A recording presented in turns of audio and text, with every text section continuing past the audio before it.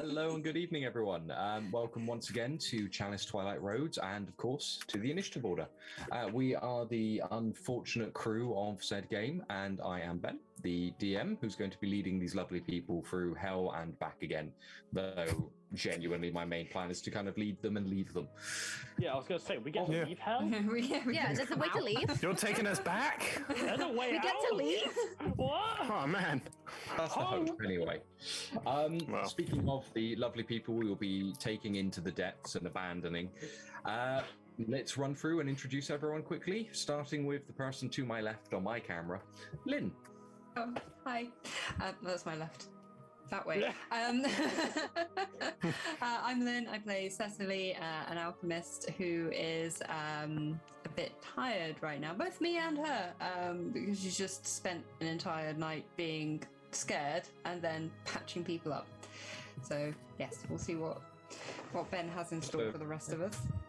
Just a regular Wednesday night, then. Just a yeah. As always. Jago. Covered in viscera and blood. Hi, I'm Jago. I play Jack Hooper, the resident, apparently scourge on everybody's life.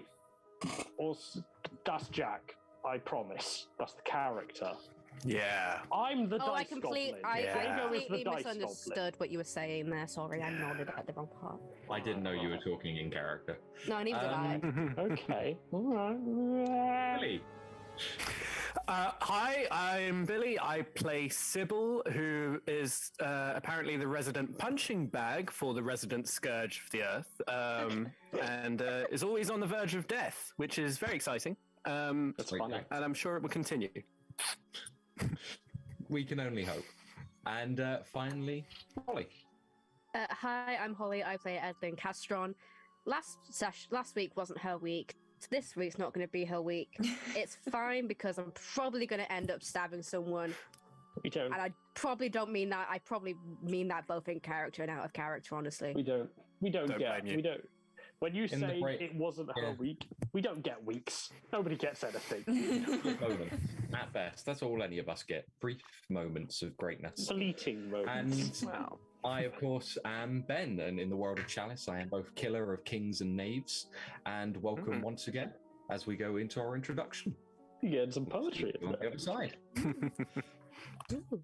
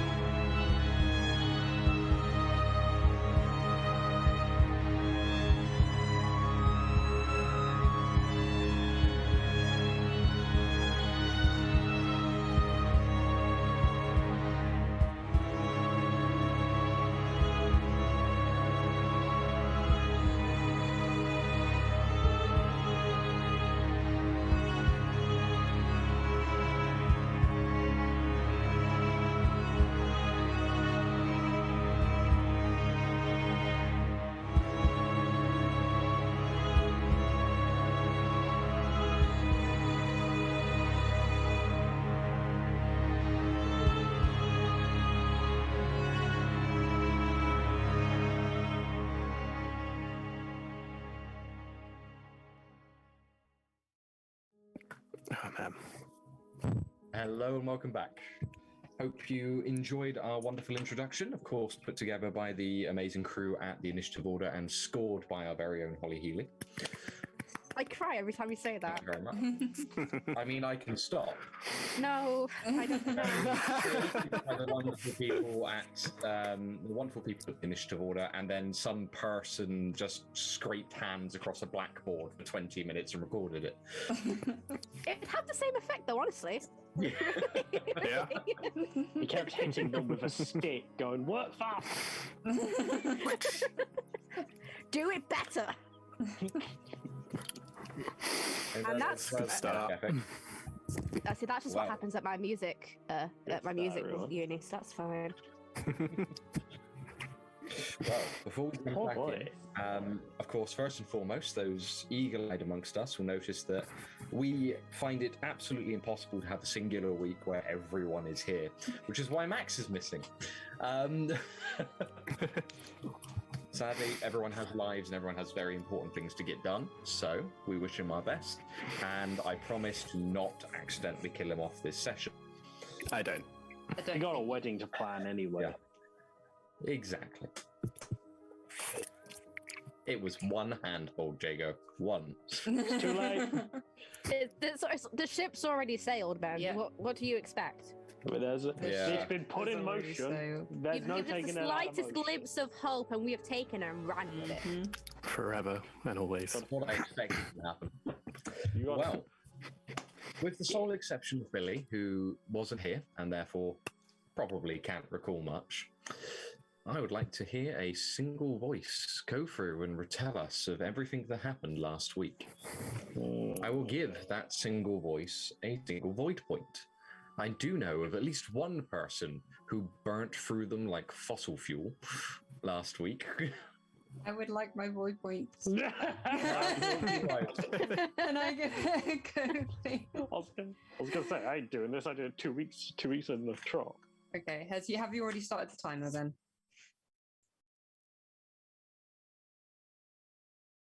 Yeah, when I started moving my head. Oh. Okay, so we're still in the warehouse. Jack reaches through in the window, throws Lottie across the room. She slams she lands in some crates. I throw a bomb at Jack. He gets covered in some shrapnel. The entity drops Eli. Eddie goes to stab it, but the entity ends up drawing her own blade across her face, and then she grabs hold of it and then anchors herself with a handrail so it can't get to anybody. Then Subil shoots Jack in the face where all his hands are. That Jack then vomits up the part of the entity that was within him, and then Jack returns to normal. And then we all go ham trying to kill the actual entity itself. In the meantime, Subil spotted 5 faceless minions coming in through the door, so we have them to worry about. We end up shooting the entity, and it does die, but it lets out one big massive scream that fucks us all up a bit. And then we all reconvene. When the entity dies, all the faceless minions also collapse on the floor. We reconvene in the little upstairs bedroom area. Eli gets brought back to life by Cecily, but only just. Kurt is just about stable. Jack also needs mending up. Eddie manages to heal herself with a blood magic. Jules looks after Lottie, bringing her a few bandages, but we realise we need better supplies and a better place to be and to heal everyone up. So we all bugger off. As Protectorate headed towards the building, we stealth our way through the streets. We spot Max. Let's send Bismarck over. Bismarck brings Max back to the group. Max knows where an alchemist is. We head off to the Alchemists. We go there. We patch a load of people up so they're all stable, if not completely with it. And that's where we leave off. Although Jules and Lottie are stood out the back holding hands, and Lottie gives Jules her gun as a present. The end, I think. Are you sure? Are you sure you haven't missed anything then? Like blood. Don't fall No for it. glaring moment?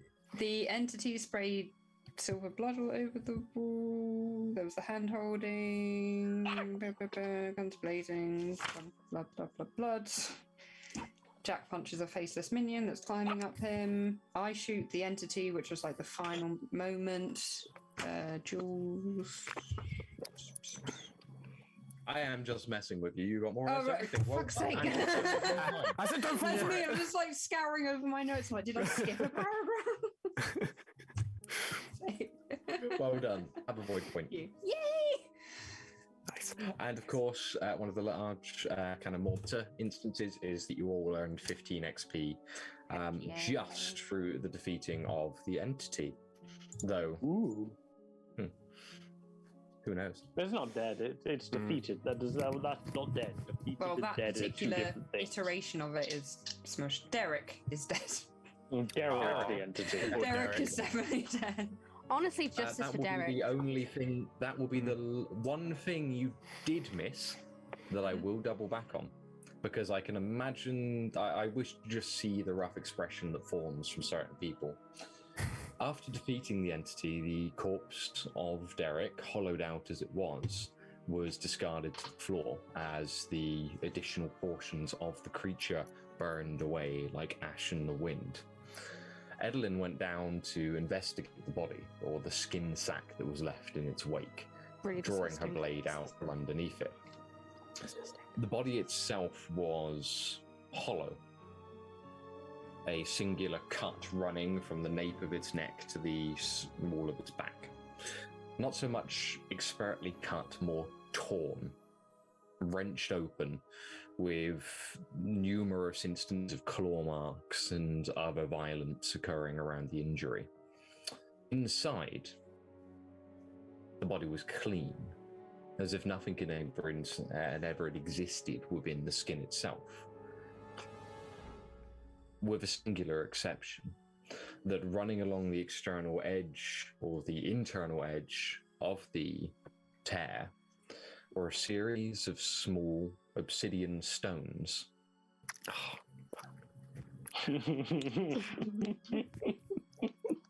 That coated the inside and spread out, almost like cancer running across a cell.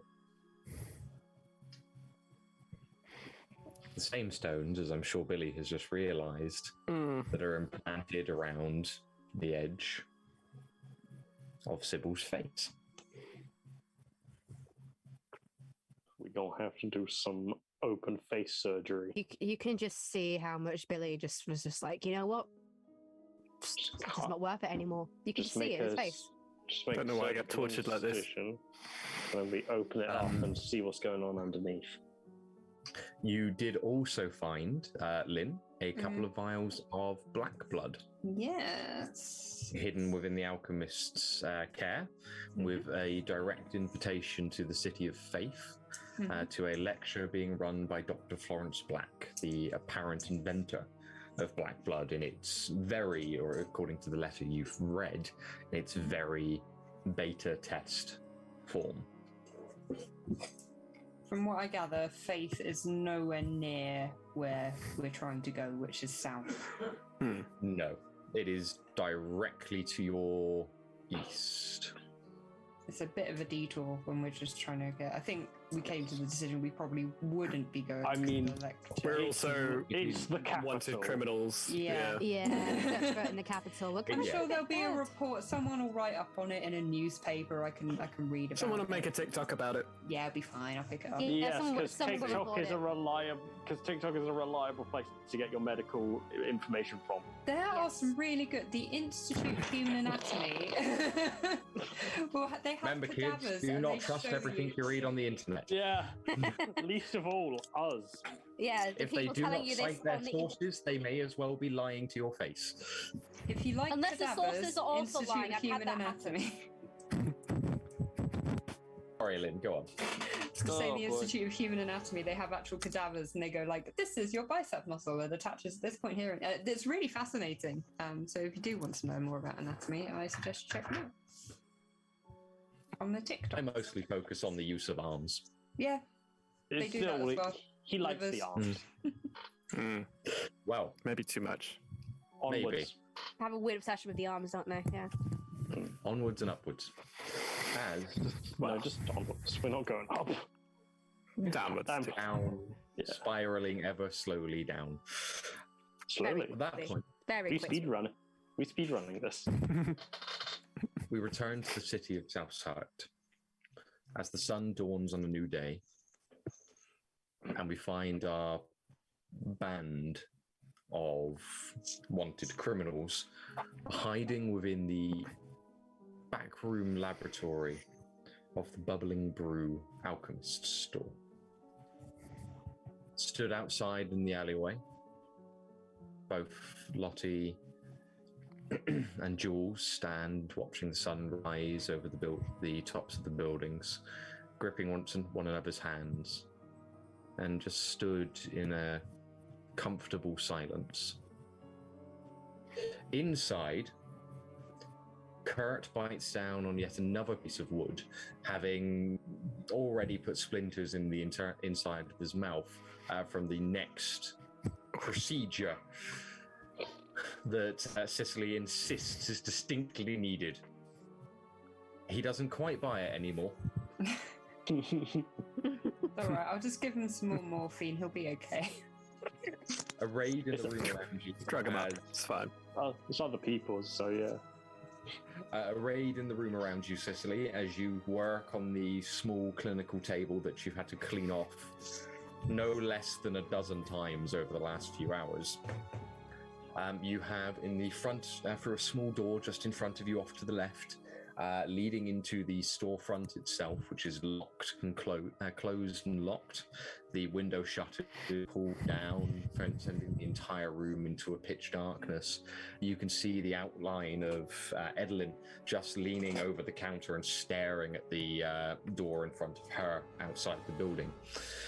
You have Jack leaning on the wall nearby, having put a large bottle of what was bluntly medical cleaning alcohol down after taking a hearty swig from it and placing no small amount of it back across the floor. A heavy wound still apparent on the left side of his face, where his mouth has been torn into half a Jersey smile, teeth and gums still exposed, and a small flap of skin hanging off the edge. That's fine. I can glue that back together as well. He'll be okay. Max and Eli. Max and Eli are on the other side of the room. Eli resting the best he can. You know full well that the scars he was picked up over the last few hours will never fully heal to the degree that you would like. Although you have reset the skin around his face and placed it so upon a quick glance you'd never know that it had been slowly and painfully torn from its surface, you can just about make it out. There are small claw marks embedded just above the ear. This long line where Eli's own dagger split the skin from his muscles running along the base of his neck, and again the same cut running across his throat from where he severed his own jugular. Max sits next to him quietly, just guarding him the best he can. You can see a degree of exhaustion stricken over Max's features as he's dozed off more than once over the night. And of course, finally, Subil leans on the wall on the other side, just kind of passing glances over some of the alchemist's tools and surgical implements that lie arrayed around the room, keeping himself a solid distance from everyone else. Despite the injuries he has taken, he is probably one of the more physically unharmed in comparison to the level of damage other people have taken over the last few hours. Many more of his scars residing in mind than on the flesh. You can have some morphine as well if you like. Oh, yes, please. And as you start to hear the core of a nearby rooster resting on a rooftop, having broken free from its captivity in a manner that Subil would see as striking back out at the man, and the sounds of the locals starting to make their way out onto the streets towards Chapel Market, set up their stalls this weekend morning, start to fill the streets, even audible from inside the building, especially to Edlynnne as you kind of sit there and just watch the front door and see the rough shadows of people cut over the small outline that runs along the edge of the door. Stomachs are rumbling. The weight of the night still rides heavy on many of you. This is where we find you. all immediately gaining a point of fatigue. Yay. And working out what to do next, which is where I hand the runes to you. As Kurt does his best to not curse you out again. That's fine. I don't blame him. Does Jack still need patching up his face? Quite drastically, yes. Okay. I would Well, like that my would face to... be my next move once I'm finished with Kurt. Kurt himself, the injuries at this point have been mostly treated. You're really just applying the last few bits of minor regeneratives that you have. You feel that there's enough to stitch up the injuries on his stomach and hopefully deal with the scar that you know you're going to be leaving on Jack's face. Yeah. If I can ask you to make a coordination medicine check. Yes, Difficulty. sorry. Jago, you get some face cream finally. Yeah! The glorious face. This is a pre-stream reference. We'll be starting on finishing with Kurt. Okay. Who will just be difficulty 1. Do you want me to reroll that of one course. dice, or? I assume you only if you got massive fail. No, I got a crit, which is why I want to keep it. Yeah, that's absolutely fine. Okay. Keep in mind that you still have the resources that the the laboratory itself offers. I think I'll be okay. Yeah, that's a crit and a success. Oh, yeah. Wonderful. You start applying the last to Kurt. You ask him just to lie back, and again, as he just kind of bites down on the small piece of wood that you've handed him, you take a series of alchemical salves and start just applying them to the wounds on his stomach. Almost the moment it lays down, you can see the reddening around the small cuts and the stitches that keep his gut, his intestines still within him, start to cool and retract into themselves. It's a slow process, but it's going to be better than the alternative. Once the salve is applied, you start to wrap bandages around just to hold everything in place. And slowly but surely, his muffled cursings cease. I'm trying to help him. Oh, boy. Oh, he seems very accepting of it. Yeah. As Harlan curses through. Drugged up to all fuck. That's fine. It's like you can have a little bit more morphine once I'm done, but yeah. No, you know what? I think I'm done with the morphine. Okay. It's just pain at this point. I'd Okay. like to be able to feel my toes. Like to be able to feel your toe. Okay. What are you talking about? You don't have toes. It's alright. I might just like poke his foot a bit. Toes kind of Fine. twitch and flex. There and you go. He You're spits all right. out the wood.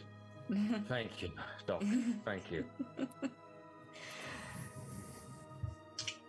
Kind of starts to try and push himself up on the table. Yeah, don't do anything too strenuous. Just, slowly. You can stand and you can walk, but like no sit-ups. Take it easy. I'll do my best, he says, and just kind of puts his legs over the edge and glances across at Max and Eli. What happened? So you were yes. You were out for the count.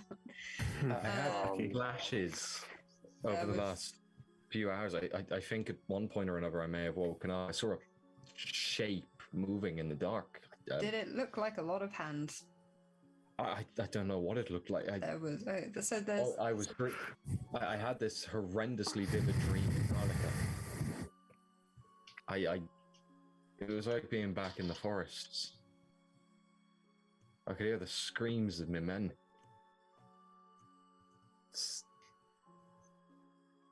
Yes. There's this thing, we aren't 100% sure what it is, but there's some sort of weird entity that follows us, which can instill, I guess, feelings of fear and dread into people. And I suppose because you're unconscious, that translated into nightmares. But I'm not entirely sure why it's following us around. or if it wants to kill us or do what, but it's a threat and it's scary, and we managed to defeat this one. If it wasn't This bad one? enough, having fun. Oh. What Oh, the and fuck happened to you? Yes, having caught a glance. the hand monster thing that gave you the nightmares possessed Jack over here, and I'm just gonna look for a cloth to just put on there. That's all right. I might just pass you some gauze before I patch you up. So it possessed Jack, and then Jack tried to attack us, but then Subil shot Jack in the face, hence that. Lottie shot Jack in the knee, hence that. But yeah, after Subil shot Jack in the face, whatever entity thing was inside him kind of just got vomited out, and then he was fine again. Well, not possessed anymore. I wouldn't really say fine, because I haven't been fine for fucking months. there we go. Yeah. Oh, Well, and we're all tired I'm and hungry. going to take a moment to process that. I blame you. Yeah, I think we're all going to. I'll move out of the way and let you deal with your man there. He pushes himself off and just very kind of unsteadily rights himself. Thank you. You're more than welcome. Not just for me, but for the lads. Yeah, thank you. Yeah, okay. Cecily's not very good with praise. He just kind of smiles. Just Look, as long as you need it, and there's little of it as I can offer right now, but we got your back. that makes me feel very happy. Thank you. Okay. Oh, I wouldn't take it too literally. I'm just about standing at the moment. I can feel everything in me wanting to come out of me. So, take that with a pinch of salt. Give it time. You'll be all right. You got family in Southsturt, he says, as he just kind of makes his way across to Eli and Max, freeing up the table for you. Tries to raise his hand to give you a pat on the back as he goes. Maybe not. No sudden movements either. Yep. Do I have a minor action? You do? Oh, it's a fairly open scene. You can do more or less whatever you'd like. Cool. I was, because Billy's like the least damage, or because Eddie's like the least damage, I was going to ask them to make coffee. Yeah, Subil will absolutely take you up on that. I need a cup of coffee. I'll make some for everyone. Yeah, you just hear Eddie shout from the, let's say, loudly from the other room. I could do with some coffee. Yeah. Do we still have that regenerative stuff? Yes. Thank the martyr. Oh, I'm guessing I have to fix Jack up next turn because I've spent my action fixing up Kurt, or? Fine, yeah, we'll just do a loop around quickly to see how everyone else is doing. I assume, of course, with Jack, your main aim is to go and sit on the table. Yeah. There. This sucks. Subil, in that case, if you're going on a bit of a coffee hunt, you start just to kind of pick yourself up and make your way around the room you're in. There's definitively nothing in here that even remotely resembles coffee. You find a selection of herbs and crushed items, which you kind of pick up and investigate, sniff, and make the decision that if you were to drink that, you're not sure if you would either die, never want to stop drinking it, or some combination of the two. So I mean, the never want to stop drinking is not looking awfully daunting at the moment. I'd take anything to find out what's just happened. Be buzzed. It's a workplace. There's got to be coffee there somewhere. And an alchemist. You'd think an alchemist would make it in like all the fancy kit, always, you know? Yeah, it's always like a staff room or someplace in the He's business. got an AeroPress. Does he got like a little side room where when he's not working? Just a little... Well, as you kind of finish up in this room, just looking around, you step into the same room that Edlynne's in, seeing her just kind of leaning on the counter. Down just to the left, there is a stairwell that leads up to a second floor. Oh, yeah. I'll call out to him. Seen any coffee? Edlynnne? I'll look over to him and just be like, unless coffee has grown 2 legs, 2 arms, and a head, then no, I've been watching the door, honestly. Can we not talk about the arms for a second? Yeah, honestly, let's just forget about that word, shall we? Yeah, and any appendage above the torso. Let's not mention body parts, shall we? Let's just... Yeah. Yeah, no. How's everyone looking back there? You all... Is everyone all right? Or as good as they can be? Yeah, all right is a strong term. People are surviving, like we have, but I don't know. I think this is going to be a bit of a lasting impression on us, if you know what I mean. Oh yeah, no, totally get what you mean. Well, as long as we're surviving, I guess that's some sort of point in our book or something, isn't it? Yeah, I mean, I thought that, but if this is what surviving looks like, I don't really know how much more surviving I could take, especially considering the state of everyone inside. Yeah, no, it's definitely... But yeah, I guess we're still alive. Yeah, I guess that's good. But no, I haven't seen any coffee. Can always check upstairs, but I'm kind of concerned that maybe that could be some sort of living area, although someone would have come down if that was a living area, so...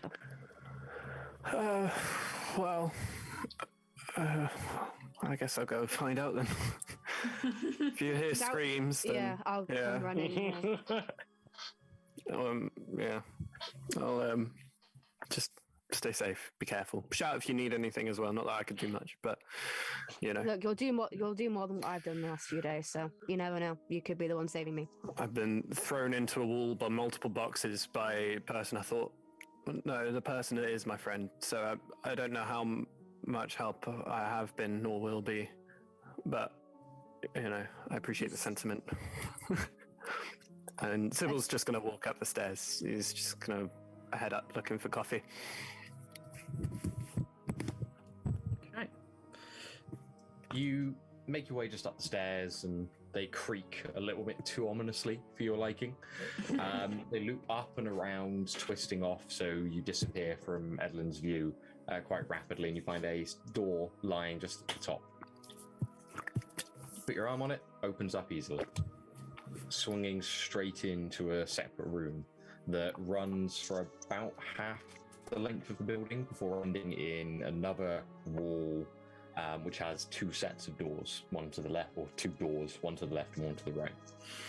A set of windows runs along the front and back, allowing a good amount of light in, and just haphazardly you glance out to see the streets starting to fill and people making their way out and about, including across the way from you, you can see a fairly young lad stood on a crate, a big pack of newspapers tied in a bundle next to him as he just holds his arm up and starts shouting out to anyone who cares to listen.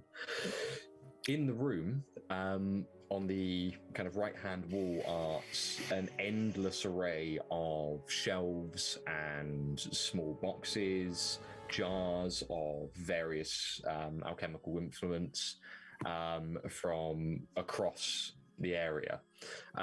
If you knew much about alchemy, you'd be able to kind of build a rough idea of what any of it is, but at the moment, not a clue.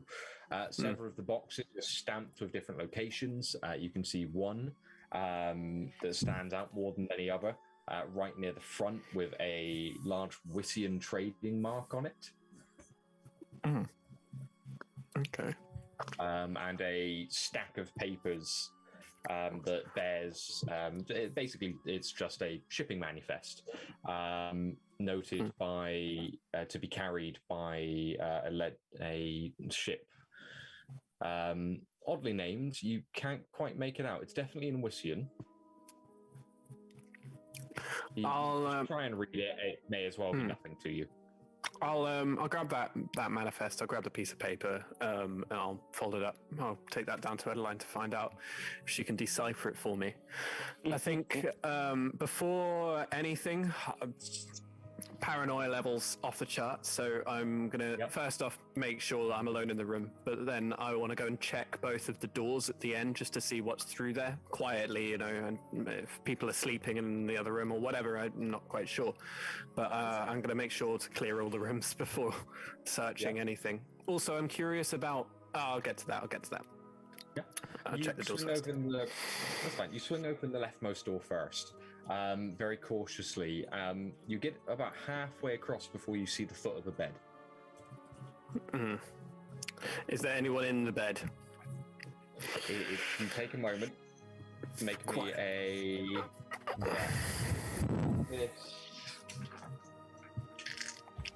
Go coordination observation. Okay. I'll try and do this quietly. Make me a check of 1, please. I'm not sure instinct would come into this, would it? Instinct will kick in, yeah. Yeah. Okay, wonderful. Right, coordination observation. That's 2 successes. Yeah. Wonderful.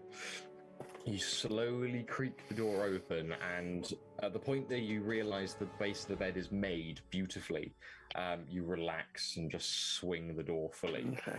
It seems to be a small spare room. There's a thin layer of dust over a couple of the side tables that sit next to the bed itself, and you get the feeling that the bed has been made and not disturbed for a couple of weeks, maybe. Okay. As you kind of glance over that, your eye then just flicks up across the room as you see a large wall-length mirror facing you from the other direction. I'm closing that door. No, I'm straight up just closing the door. Yeah, it's just like... You immediately just slam the door. Not even waiting to see my reflection. Yeah. Mm-hmm. You get a brief kind of glance, obviously, as you see it in the first place. Yeah. And again, there's just that thin layer of dust that covers it, and all you see is your own reflection as you shut the door. Yeah. No. Hate that. Like I said, walk up to the other door, check if it's the main room or another spare room or a study or whatever. I'll do exactly the same. You swing that door open, and inside you find a kind of a mix between a study and a small kitchen. A large table sits in the middle of the room, cleared off completely. 2 chairs slotted in underneath, and on the far side of the wall, a small set of shelves covered in books and various bits and pieces. On the other end, there are a series of work surfaces, including chopping boards, knives hanging from spots on the walls, a small set of pans, and a large steam stove set, ready to take anything it needs. Arrayed next to that is a series of strange alembics and tubes that your expert eye identifies as possibly one of the most convoluted coffee machines you have ever seen in your life. Mm-hmm. Before I start cooking, heating tubes and disseminator, it's madness. And there's weird loopy wires. Very, very. Sybil falls to his knees and shouts, "What? No! Need a PhD to make bloody coffee in the morning." Surely you could just get a pan of hot water, boil the water. I mean, I might, you know what, like when we get to it, I might roll a check to see if he can use the machine, and if not, he might just do that. He might just get the coffee beans and just put them on the stove and just, fuck it. I'll get Cecily to come up and make some coffee the fucking fancy way she wants. I'm too tired for this. Oh, God. Although, before I get to any of that, I would ask, could I just check the surroundings to see if there's any dust, like in the study, to see if someone's been here recently or if it's fairly well maintained? Yeah, make me we'll just call that reason observation. Dice come back. Difficulty 2 for this one. Lovely. That's 12 to beat. Oh, dice down! No! You say those things! You bring those boys home! No dice left behind. Unless they roll really badly and then you threaten to throw them away. In which case, I'll leave them forever.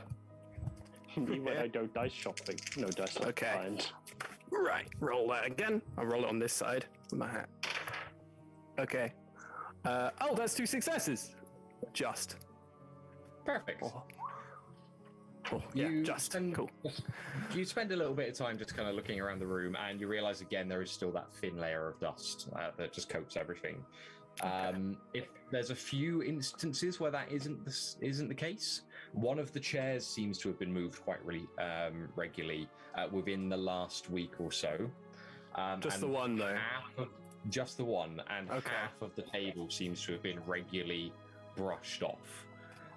A single mug sits just next to a sink, having kind of air dried by at least a day or so, and a few of the different, as you realise eventually, there's small individual pots of coffee beans just besides the siphon. Each of which has had just written on a small piece of paper and attached to the top, Wissian Brown, Carnacan Red, and a variety of other types. So you get the impression that someone may have been here fairly recently, but not within a day. Okay. And definitely not more than one person, which means if anyone shows up, it'll just be the one, which is good to know. In which case, I am going to search the whole kitchen for any kind of food, start making some sandwiches, and some coffee, and also collecting just as much food as reasonably we could carry, because we're going to need supplies. Okay. Well, in that case, we'll come back to you in a moment as you kind of start thinking about how to grab some food, and then just find yourself kind of watching the coffee siphon and trying to work out how on the Martyr's Green Earth it works. I'm just imagining the bloody, like, when they go to the casino in Hangover, all the fucking all the numbers. Yeah. I'm just going to press a button lightly. Okay. Downstairs, still kind of mulling over the conversation you've just had with them. Edlynnne, you're still stood, as I say, just in the front room of the store. Most of the stock has been cleared off the shelves and put away, so it's quite a bare room at the moment. There's some posters that are kind of half lit in the light of various alchemical substances. One that guarantees your hair will be regrown within a day of applying. Another that swears to solve all marital woes, and various other bits and pieces. You can hear the sounds of the street just kind of leaking in through the windows and the doors, including a fairly loud but young voice, giving the old-fashioned extra, read all about it. I just stay in the room because I'm still kind of mulling over the fight, and just thinking to myself what I could have done better in that situation, because that's who she's going to be, but also listening out to the voice because I want to know if any of what's happened, maybe not last night, but if any of like the previous days kind of news has kind of been said. The sad thing is that all happened in one night, the last. Yeah, but like I'm not talking about like the last sessions. night's kind of thing. I'm on about like what happened yesterday in game, like in the daytime, not nighttime. Make me a insight observation check. Focus on hearing, of course. Just difficulty 1. Insight. He's easy to hear. It's just if you can kind of hear everything he's saying through the various other noises that are infecting the area. Edlynnne, do good, please. That is a pass. That is one pass. That's all you needed. I'm happy. You hear him continue to shout and scream. Bless you. Bless you. Read all about it. Protectorate and inquisitorial forces unite. Break down large criminal enterprise in the center of Southhurt. Are they talking about the inn? Yeah, they're talking about the what's it? I've already forgotten The the Oil oil lantern. lantern. That's it. Thank you. He kind of continues on. Just a small amount. Pick up the paper, learn all that happens. Numerous criminals on their way to prison. If you want to know who, where, and why, pick on a paper up. Yes. Tempting. Goes on to now just list off a few more slightly less interesting things to you. Specifically, new alchemical substance discovered. Inquisitor Robert Call arrests numerous felons in Sabarofall.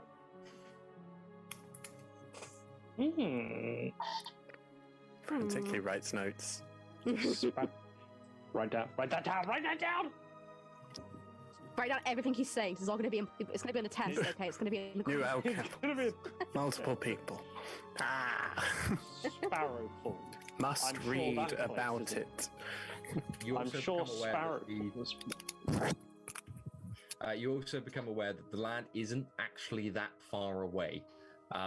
He's literally just across the road from the front door. Okay. Does anybody have any cash? It might be worth buying a paper. We're in a shop. What? There's a But pill. also, no, actually, I'm not in the same room as you guys, so I'm not going to say. You have Either. that thought, and you realise, Edlynnne, just on a small stand, folded card on the deck or on the front desk is no cash is kept in the store overnight. Of course. But he might just be saying that, you know, Could be double to deter bluffing. criminals. Exactly. Yeah, why would he need to remind himself? Mm. I kind of just. We're on to you, Mr. Shop Junkies owner. breaking into alchemy for all their fixes. You know, it's good. That's They're not the what he tells smartest people. of people. He tells the counter that for tax reasons, but I'm guarantee that shipping upstairs is just full of cash he's just sending out to different places. Look under that floorboard, you'd be surprised. There's all sorts. These are all the legal alchemical substances. Whereas all the profitable alchemical substances, you know. I kind of just listen to the boy saying what he's shouting, getting the information in, and then I just kind of just poke my, not really leaving the room I'm in, but kind of poking my head just through the doorway of the next one, and just say, we might want to keep it, I'm not saying that you're loud, but maybe we keep it down a bit because there's a lot of people outside, and there's a kid selling newspaper literally across the street, and if we draw attention to ourselves, I guarantee our descriptions are going to be in the newspaper, so people are going to know. Did I hear? Okay, hang on. Did I hear that right? That the kid said prisoners being You taken. wouldn't have heard any of it. Motherfucker. Too far away for you, unfortunately. All right, fine. Ha! What's he going on about then? Well, obviously the events from yesterday. So there's the Inquisitors and Protectors stopped a massive criminal organization in the middle of town. Yeah, Gonna guess oil lantern. Something about probably. numerous prisoners being taken somewhere. Wait. So it may be worth one of us who isn't going to be noticeably different. So me and Jack are definitely out of the picture because, Silver, I'll he's look lost over. half his face to go and get us a newspaper and we can actually read because they might even tell us where they're being taken. We can find Sam. That light bulb went off in my head as well. And before you ask, we can't get money from here. There's no cash in the front. I did check. This Why place the is stupid. fucking martyr? But that's always an option. Someone sneaking to get a newspaper. How are people pickpocketing? I don't fucking know. I'm not exactly subtle. We ask Max to go buy us a newspaper. He's the most mobile and least conspicuous of us. And he can, as long as he doesn't where he's looping around, it doesn't make it seem like he's coming from the shop that should be closed. Yeah. And then with that, I'll kind of go back into my watching position, and I think. What about Jules? She don't have any posters. True. It's up to you. If she guys. just, if we can get her some cash and then, Just general world knowledge. How much would a paper go for? Half a coin. Yeah. Okay. So literally, we gotta get. Yeah, we gotta get our pennies essentially. You could scam him. There's got to be some loose change around. They've got to have loose change. He's a kid, remember, as well. Like, you can scam a kid out of a newspaper. Are we really talking about scamming a child? Desperate Well, times. it's not like we're stealing his It's not like we're stealing his profit. Like, if it's half a coin per paper, if we scam one out of them. This is right. why we're It's not much the of a loss. heroes, because we're actively talking but we're about also scamming criminals. a child. Yeah, We're I doing didn't our say best scam, we're I talking said about scam. scamming a child. Not stab. No, I no. didn't say stab. I said scam as well. I just have a weird I accent that makes misheard. it sound. Yeah, I just blame the accent. That's what I do. Okay. So As you tempted mull to over spend your a void options. point so we have a coin. Can we honestly not have any money between us? Well, we can void point his note away. When Maybe we got, he does when we keep got, cash. As you're kind of having this quick chat, Kurt, having kind of rested on the floor next to Eli and Max, who have both at this point fallen asleep quite soundly, just kind of reaches into his pocket. I've got some money. That should have been the first question, to be fair. you mind? Yeah. Does We're not anyone used to have- people having So everyone money. got half a coin. Can we buy it? Can we use it to buy a paper? Shall we? Well, Yeah, my sure. idea was He just kind of reaches down, unties a small pouch, and just hocks it across the room, so it lands. Just unfortunately, he doesn't have the strength in the arm he expected himself to have, so it kind of just falls halfway and slides across the floor a little bit. Okay, well, none of the three of us can't really go. We're all a bit too noticeable. It's fine. We can send Jules. Okay. By the way, Which can we? point comes back to yourself, Cecily.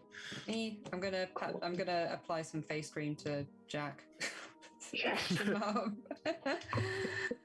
I assume you're going to want to kind of. So essentially, with a lot of the alchemical goods, it's a matter of setting the wound first and then allowing things to do their work slowly. So you're still going to need to stitch him back up, which is going to be an unpleasant experience for Jack unless you elect to dose him up first. I will dose him up first because I'm not a complete monster. You don't get buzzed. If you can just make me a coordination medicine check of 1 just to get him ready for the work. Prepare yourself. Oh god, no more needles. No, not needles. Not a fan. Not She does pull So out a you know- needle and do the old flick, flick, flick. So you know my dice were giving me a really good run last week. Oh no. Yeah, That's only 1 success. that's all we needed. Oh yeah, difficulty 1. Yeah. Okay, I thought you were right. going to say something like, I rolled 2 complications. No. Shove a Right dirty into needle into Jack's I arm. rolled a 15, which is just inside, and I rolled an 18, which is a failure. So No, Ben. 2 complications. Jams that shit straight into one of the ports. Yeah. You reach up and very slowly and carefully kind of just push the flap that was his face aside to reveal the gum beneath, and just start to inject the numbing agent into the affected area. Just as you kind of get in close and you start to inject, you get a proper look at the injury. Most of it is exactly what you'd expect. He's lost several teeth in the area. The skin has been torn readily apart, and of course, as a bullet passed through it, it's taken a chunk with it. So it's not even a matter of just kind of cleanly closing it back up. There will be holes and gaps, and frankly, if the wind blows in the wrong direction, he'll whistle. From a backpack. Which it's not the worst injury you've ever seen by any stretch of the imagination. One of the worst injuries you saw was Kurt's stomach. Mhm. However, as you're injecting, you do notice something odd. Something more precisely with the veins around the wound. As you move towards them, the skin just above the veins depresses slightly.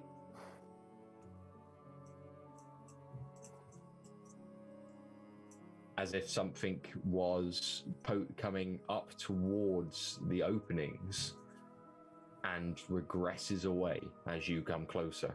Okay. From numerous sites around around the injury.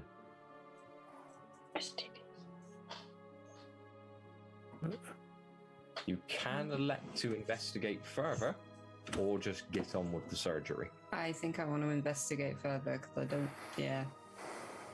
Just fine. Also, Jack, can you feel anything like wiggling? Pain.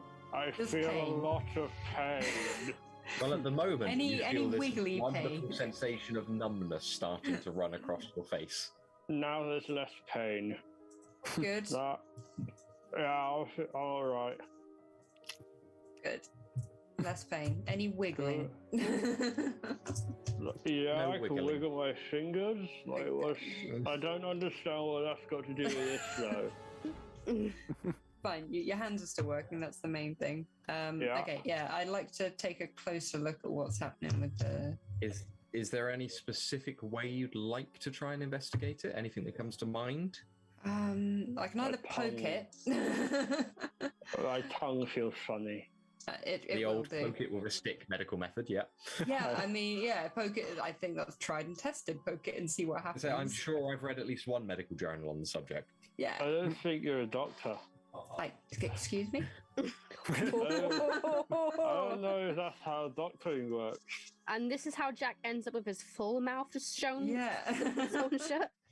Well, you've got something weird going on with the veins in your mouth, and it's a bit creepy crawly. So I want to take a closer look. So I'm just gonna, Yeah, I like, mean, maybe not I'm with a my bit- finger, but like I'll have I'm a like bit- some sort of Someone fetch me a stick. Yeah, no, I was just like, I was trying to think of the correct term, but my brain just went spatula, and that's not what I mean. I am not a side of ham. Stay still. I'm going Stay to poke still, you with yeah. my spatula. You know, like those little hooks that dentists have, like one of those, just like Yeah. poking with the blunt curved end of it, like, Yeah. and see if it does anything. Because he's numb now, so he's not going to feel me Not to be poking. not to be a wee bit creepy, but one of these. Sure. Yeah. They're really Yeah, handy for yeah. stuff. Like, I'm going Got to the stop slightly doing mirrored that one. numb now. Yeah. I'm just not going to question Yeah. it. I'll Why? mention now, I do not perform my own dentistry. I use them to put models together. Sure thing, Ben. Sure Yeah, thing. we believe you, Ben. Yeah. Smooth save. Well, Smooth save. I'm not lying in saying I don't do my own dentistry. so you I do want to be a dentist? You take one of the tools and just apply a small amount of pressure to the vein just running towards the gum. And again, at this point, you see distinctly something underneath the flesh retract. As if something was filling the vein and pulling away. It's actually a small network of them just move away quite rapidly from the site you've poked. Okay. Make me we're going to say, insight medicine test for me. Difficulty 2. Am I allowed to use any charges from the lab for this, or does it not quite work that way? Yeah, fully free to. Yeah, okay. In which case, I will buy one more dice, which I think takes us down to 12 charges on the lab. Yep. Okay. What do I need? Now we still got 12 charges. Okay. One success. A crit. And another success. Hey, I like woman. being very good at medicine. This woman cannot help Gives but me not a many- doctor. Many numbers. I guess God that's what, damn. 4 successes? Yeah, like, to be fair, like, the next thing I was going to do was, like, check the veins on, like, the inside of his arm where they're Yep. close to the skin and see if something else is happening Mhm. there. So you, in which case, you kind of, having noted what you saw there, you just quickly investigate the gums slightly, and you do realize that the same is evident on any area where the veins are a little bit more pronounced. Especially in the mouth, where you have that kind of thinner portion of skin, where you can really make out the coloration of the vein. You realize there's a slight odd discoloration to them. They're slightly green. Just reaching down and taking one of his arms, you raise that up, and for the first time, you've really looked at Jack's body in any way. He is, frankly, in fantastic shape. His arms are very well muscled, and the veins are pushed quite close to the skin anyway. So you'd never really given it too much of a second glance when you saw him kind of working and muscles flexing, etc., and the veins being driven to the surface. Now you look at them more closely, you realize that the veins are protruding far more than they should. As if they're fuller. As if something is quite literally inside the vein. There's still a pulse. You're still picking up a regular heartbeat. Don't like that laugh. I don't like what's going on with me, but it's the best way to deal with it. Again, petition to kill off Jack. Cool. So I'm just gonna like Get in there. hold Jack's Everything- arm Everyone's eye. Fuck you and kind of guys. just like turn it towards him a bit and go like, is this veiny? Is this My problem is you? with my mouth and leg, not with my hand. Yeah, but your veins like this, all pokey outy and stuff. Is this That's this what normal? happened. Yes? I don't know. okay? I mean, I think what I'm worked gonna do on is a I'm gonna try and farm. fix up his face a bit more.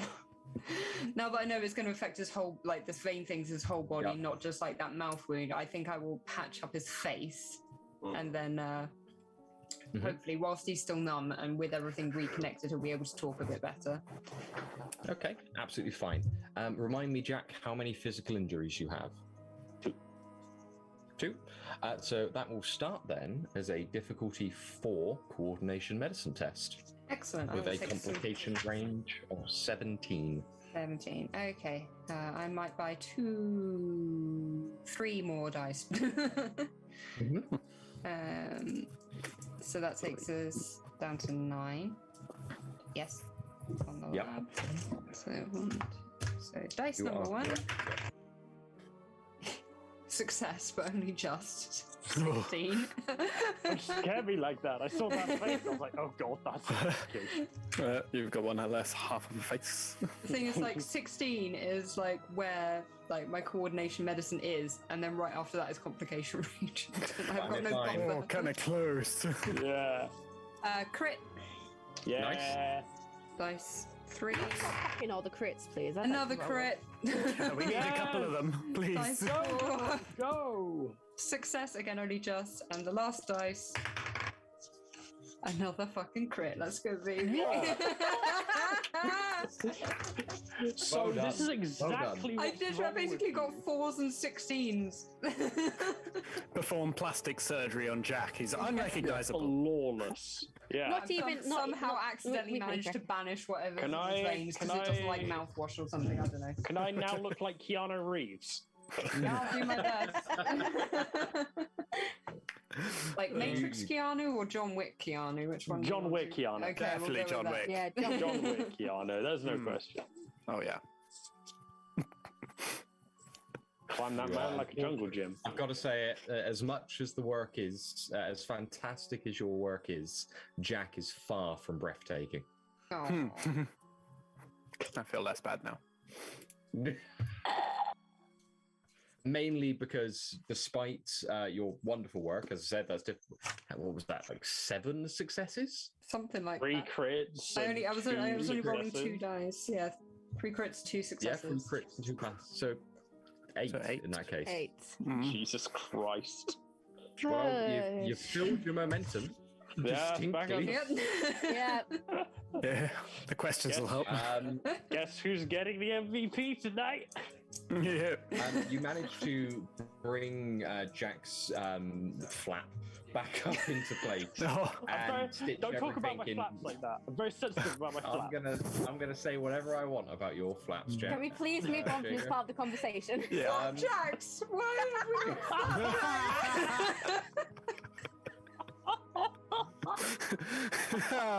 That is totally your new name. Oh, my fuck yeah. god. Yeah, that. Oh god. All right, thank Flapjack, God. you'll be fine. Thank You got this, Flapjacks. It's too much. Oh. Lynn, have a void point. Very nice. Venom! My face hurts now. Not. Oh no. Your face hurts.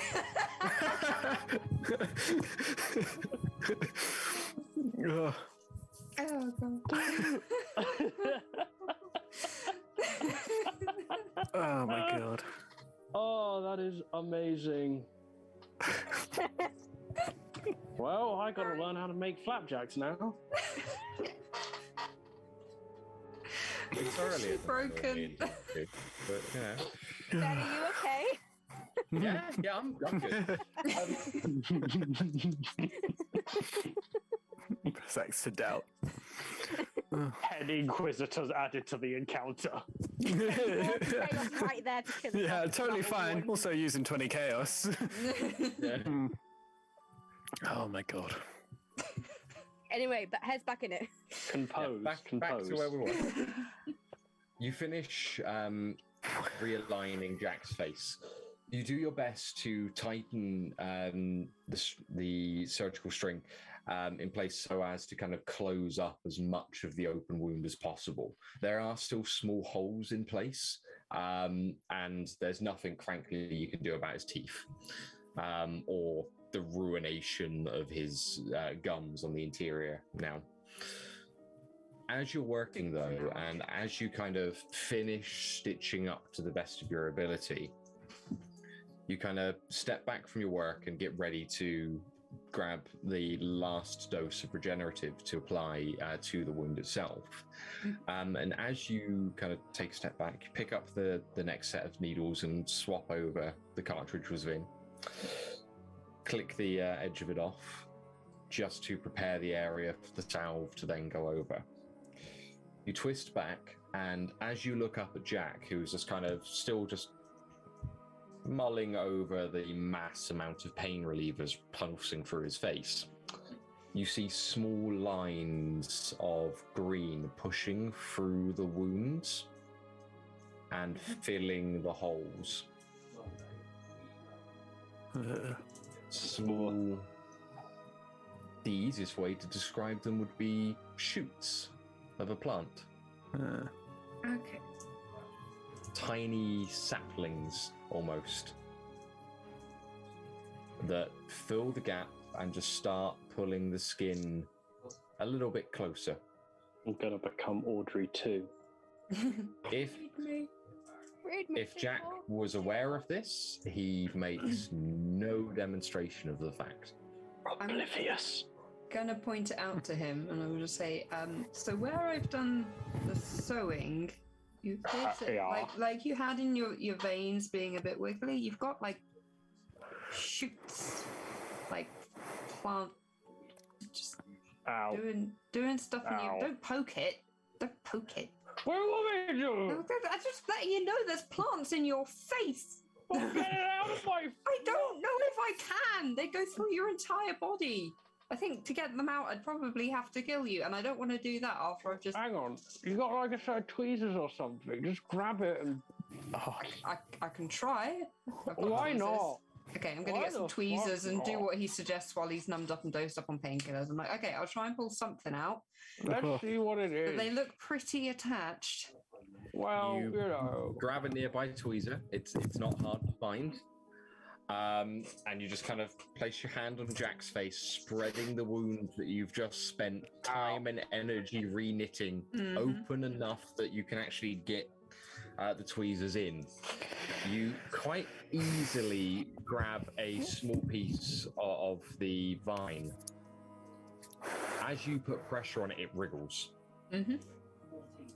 Immediately causing this follow-on set of movement around the skin of his face. Oh, that feels fucking weird. Yes, it does. Immediately, Jack, your entire face pulls away. Ah! Okay, I'm just gonna drop the Leaving you tweezers and kind of, yeah. yeah. Sorry, I know it's your face, but still. Tweezers just clatter to the ground, and you just watch as those vines, one having been pulled out slightly, just kind of pulls itself back up and into the wound. Well, they don't seem to be doing any harm. If anything, they're trying to re-knit everything. So I would imagine, like with your transformy stuff with the, I would imagine. Well, it wasn't bad enough that I'm a rock freak. I'm also a plant fucker as well. We could put you in as a nice garden installation, water feature. I love how unhinged Cecily. She's seen a lot of shit. Oh. Just put it back together. That's fine. So I'll continue. Like I'll fix them up as best I can, still with like the regenerative. But I think like now that we've established that it's like vine and plant, well, at least from my perspective, it seems to be vine and plant related rather than entity related. So I'm kind of just going to leave it as is, especially if it seems to be wanting to heal that wound itself. It doesn't seem So, what to is my it? eyes to be detrimental. This was before we met. This was before you joined the crew, but this Haddon thing isn't the first fucking monster we ran into. Okay. There was this fucking place called Poppy Burrow.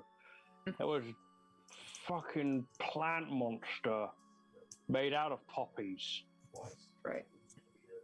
And I don't like how similarly this is just coming together.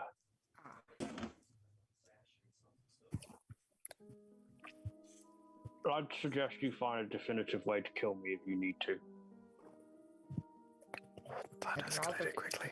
Didn't come to that.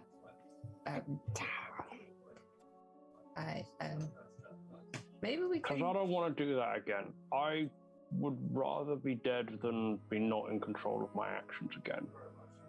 Okay. I would. That is... Well, fingers I crossed. that's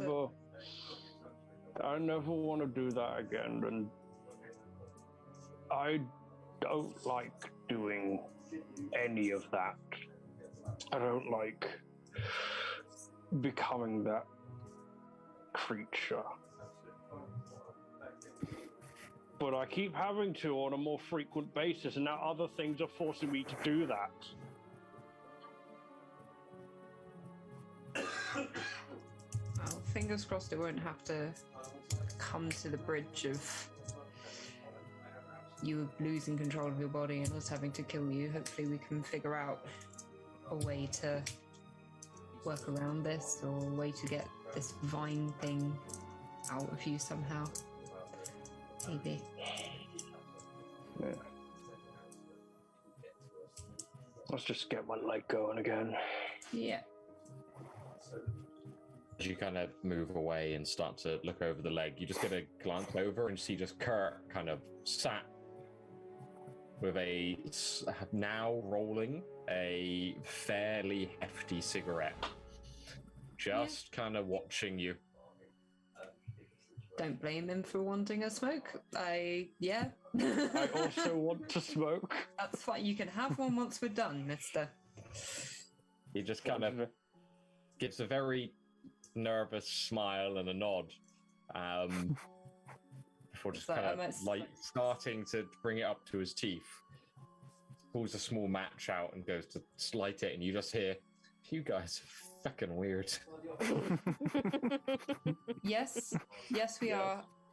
And roll me one too. I will need it after this. Learning so much about Cecily today. I love this. Smokes when very stressed. Meanwhile, upstairs, Subil, I would like you to roll me a reason engineering check, please? I would love to. What does this button do? How does coffee work? It used to be so simple. Why did they make it worse? Who has the energy to do this every morning? There's a burner, there's several tubes, there's a basin, there's another basin. What does this bit do? You don't even know where the water goes. This is what. Do you remember the board game Mousetrap? I'm just thinking of that, but for coffee. Oh no! What was that? Was that with reason engineering?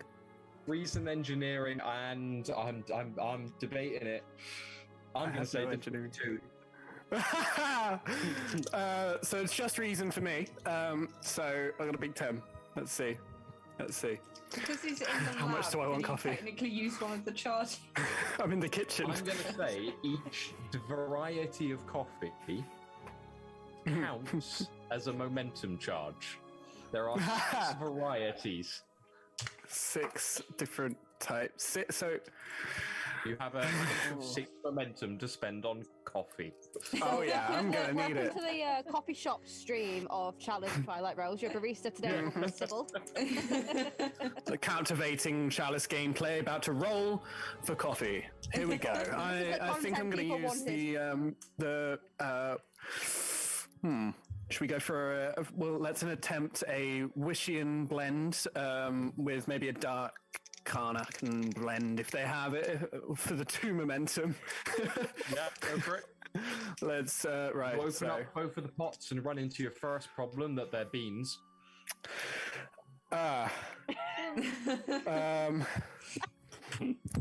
Look around for anything, for a mortar pestle or a hammer. Or wouldn't there be a grinder as part of the machine? If it's that complex. Let's hope. Right, first 2 rolling now. That's 2 fails. I might have dropped like a glass with some water in it.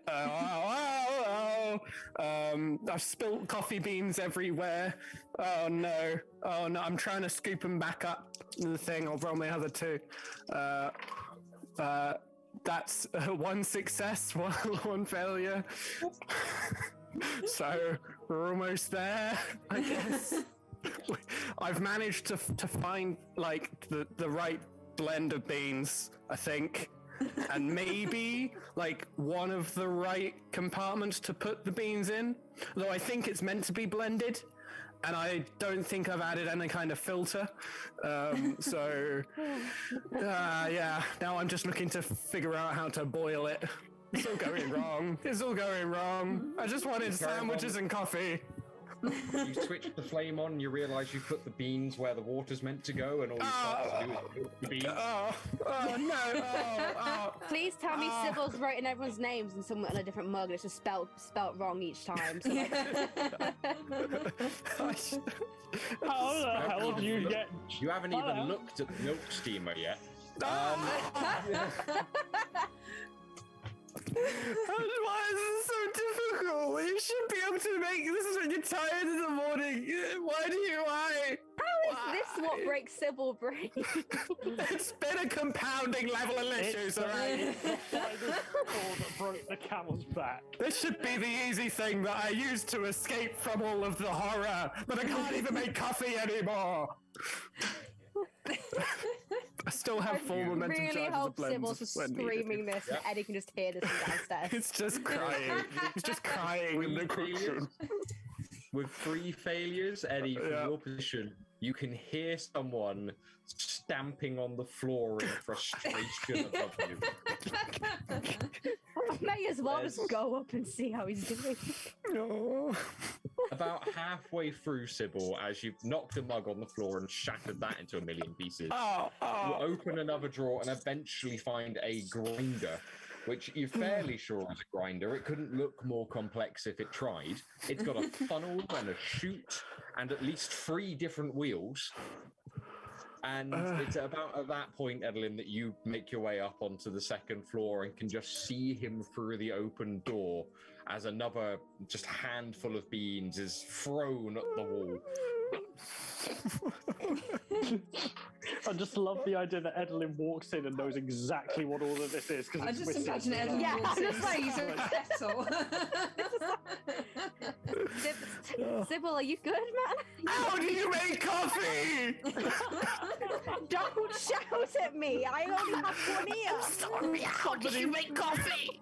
Somebody clip that. Yeah. Edlynnne, can you roll me just roll a d20 for me? Lower the better.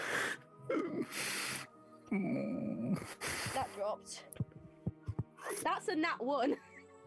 It's a whiskey and coffee machine, you know exactly how it What is this, Eddie? I'm literally just gonna me. take it. I'm just gonna take all the stuff for him and be like, please sit down before you ruin it anymore. I and then didn't just mean start- to. And then I'm Okay. just gonna start making like coffee for everyone. I'm just gonna Sybil's just gonna slowly try and pick up the beans just one at a time from the floor, just looking defeated, just Putting them into a absolutely, mug. Yeah, but the mug's the broken one that I smashed, so they kind of just fill up. But he's not even. I'm already halfway through the coffees when you've only picked up 2 beans. It's great. Oh. It's okay. Eddie, you know the machine like the back of your hand. Yeah. It's whiskey and make, fairly new design. Whoever bought it clearly has a genuine interest in the art of coffee making. Yeah, exactly. This is like you high-end spend- stuff, man. Yeah. You spend the next 10 minutes brewing up a fresh pot, naturally going for the whiskey and blend in doing so. And That's what there is. as you kind of finish making up the first pot and glance down to see Subil just sat cross-legged on the floor with his wall to the back, this small dissembled mass of crockery with a little pile of beans inside, as he realizes after putting them together that he has no way of actually lifting them all up off the floor without them all naturally just falling apart again. I'll just see this, just shake my head slightly, and then pour a mug, and then just kind of put it on the floor in front of him, and just be like, just drink that, and then we'll get this cleared up, and then we'll sort this out. Don't worry about the coffee machine. It took me a good 2 hours to figure out how it worked the first time I saw one of these. It's fine. It's fine. Just drink your coffee. Okay. Thank you. It's no problem. And as you take your first sip of the lovely, perfectly brewed coffee, we're going to go It's for a really little nice. break, and I'm going to go and do exactly the same thing. Yay! I found Edlynn's new career path. She's a barista. Hey! Hey! Oh my god. So we'll be back shortly for the to continue with the Chalice coffee episode. See you shortly. Chalice.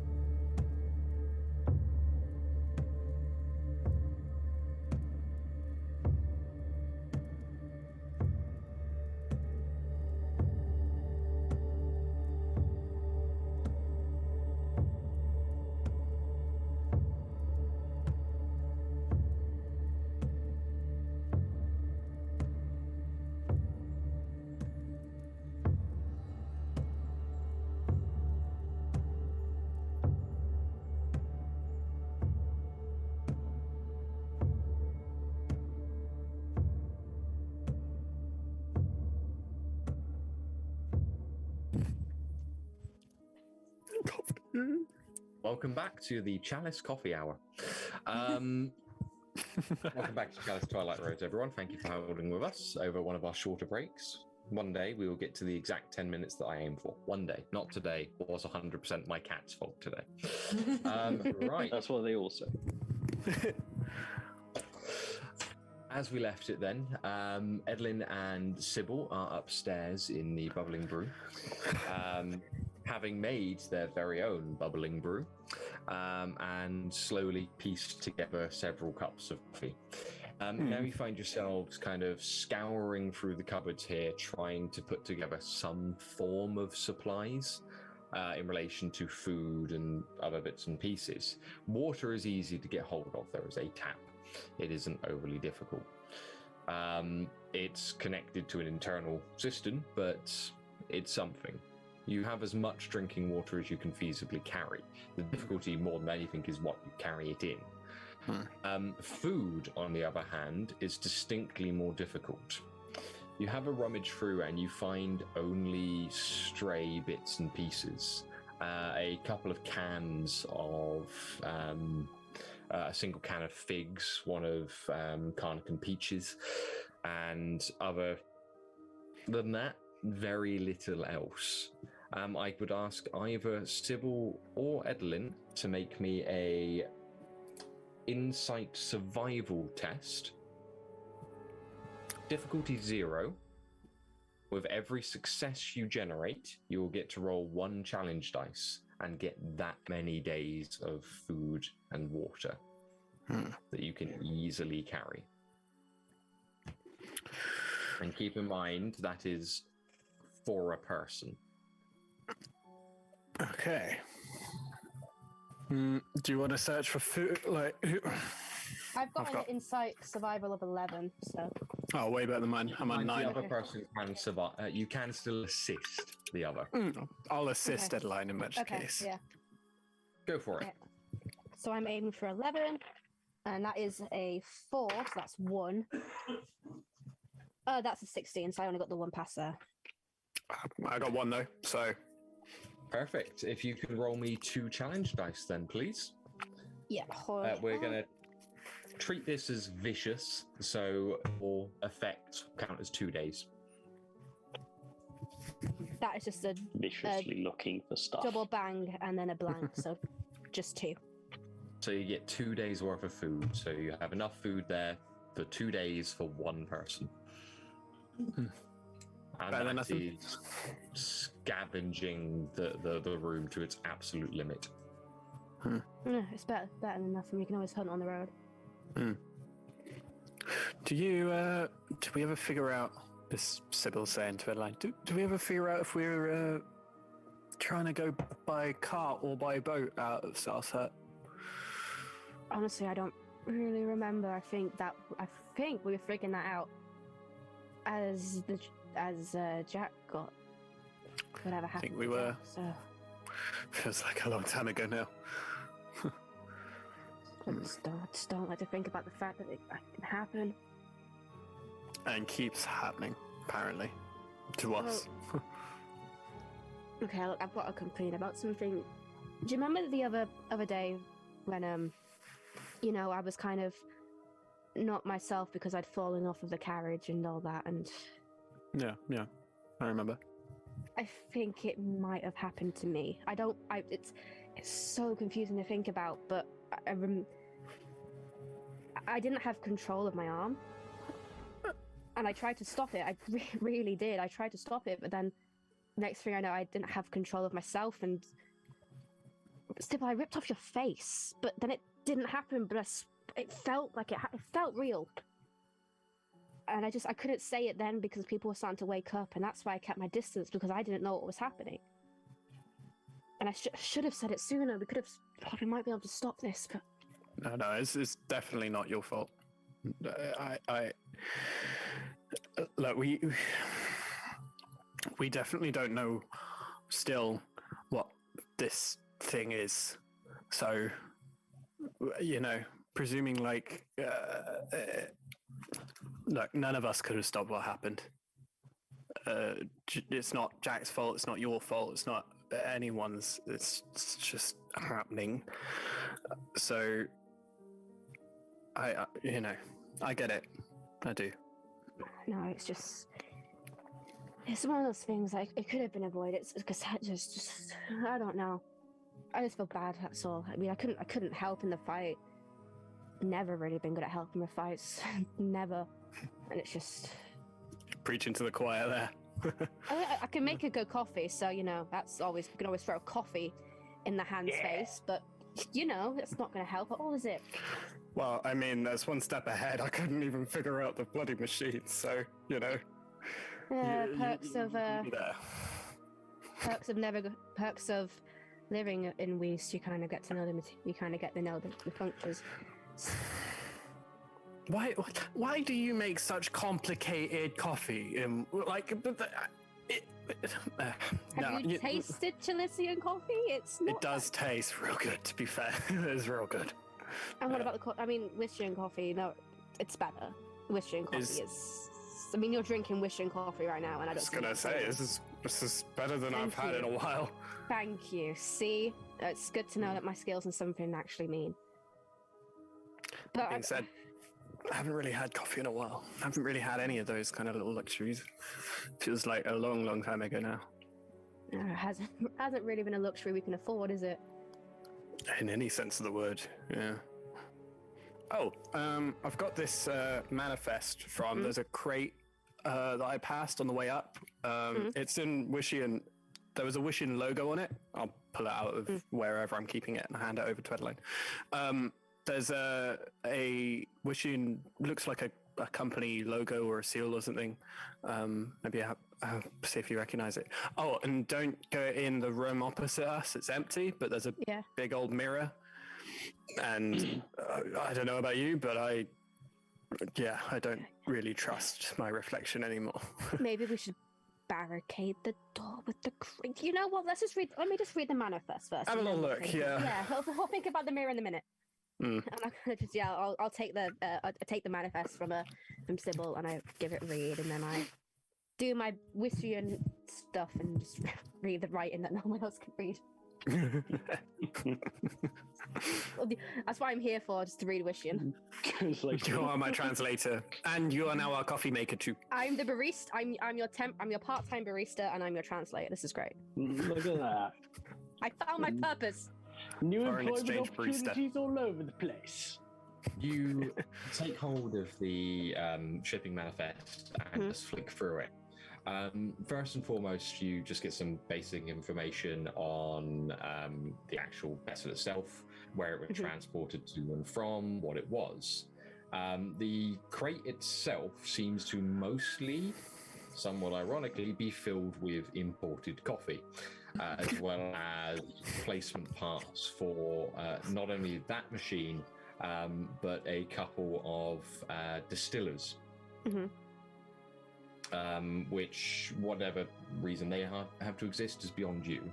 As well as finally an apparatus that you kind of piece together a rough assumption that it must be for cooling one variety or another. The ship itself that transported is part of a larger company, but the manifest itself notes the Allegro's charge as the carrying vessel itself. You get a little bit of information about the company under it that seems to focus on transporting not just goods, but also people.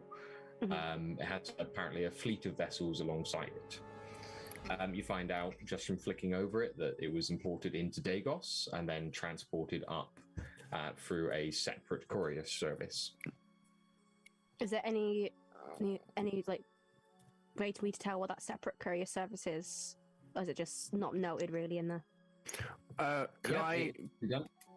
was going to say, being a courier, could I assist in somehow, or because I am a former courier, legit? Yeah, it's not difficult. You literally just flip the page over to get a little bit more information. Inside you find the Gulliston Shipping Company.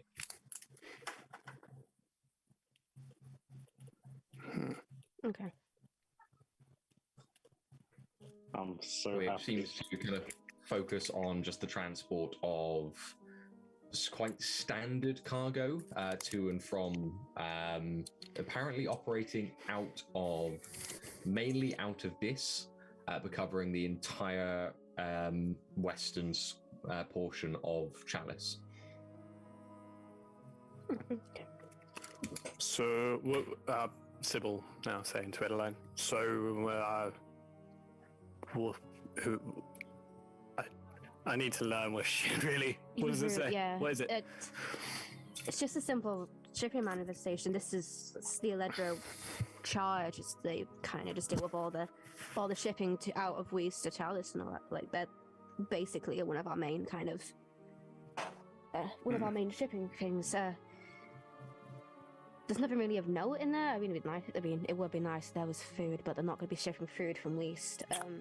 Yeah. Came from Dagos. It came from Dagos though. He's a separate courier service, so it's always good. But I mean, apart from a few parts to replace the coffee machine and some other stuff, it's not really. I mean, there's a hell of a lot of coffee. We always take the coffee.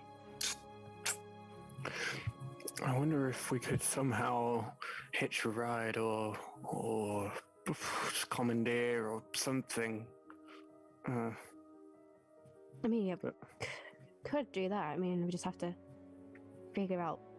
Not really figure out the route. We just need to figure out where to find them to then commandeer or hitch a ride, kind of thing. But there's no information here of where they could be meeting, of where they meet. So I'm guessing it's just a delivery kind of thing. I don't know. The manifest does state that the goods were delivered to his door. Okay, yeah. Being a courier, a former courier, would I recognize was it Gillistone's shipping company? Would I recognize that as a name and know any more information on that? As I said, it's quite a big group. As I say, on this side of the country, at the very least, they tend to deal with most imported goods. So anything that's come out of the country is normally handed to them, as they've got a tried and trusted record. The Chalicean Amazon. Yeah. Makes sense. Okay. Their logo is a little smile. I mean, Eddie's just happy to see a bit of home. She doesn't get that anymore. It's gonna. Isn't Eledro one of the god thingies? Yeah. She's kind of just very trying not to be sad. It's a sign from God. She's been looking for one of those, so she's very happy. She's like, yes, finally, my sign has appeared in the form of coffee. Speaking of, you've made enough mugs now for everyone. I say mugs; they're more just tin cups at this point. So I assume you're going to ferry those down to the rest of the group. Yeah, grab the chopping board and use it as a makeshift tray if there's no actual trays. Yeah, carry what's left and come into the room. And I'm like, coffee. We have coffee. Subil kind of could have worked the machine. It was awful. It was. Who makes machines like that? It's good coffee though. Eddie did well. It's whiskey and coffee. Honestly, guys, you haven't lived until you've tried whiskey and coffee. So Ben, can I ask that you make them perform a coordination athletics check to get down the stairs? No, because my that would be mean. I will fail that and I will cry. I've already cried due to coffee this session. How much more do you want from me, Jago? Come on. I'm going to give Jack a straw, though. It's going to You real bring the hurt. mugs in. You bring in the small cups of coffee and distribute them amongst the group. Max and Eli, at this point, as I stated, are completely out of it. I've already taken Max and Eli's cups and my coffee now. Have you got a straw? No. What? Didn't see any. Shit. There's some tubing. Cecily, you did a good job that in his would normally face. be used to siphon blood out. That's sat on one of the tables. Yeah, but it looks clean. I'll pass it over. Ignore that little bit there. That's right. I'll run some of that alcohol through it first, and it's sterile. It's fine. Oh yeah, this shit Irish now. At this point, you kind of see that you've got Cecily has sat down next to Kurt, and the two of them are just passing a smoke between the two of them. There's a slightly herbal smell that's floating around the room out from them.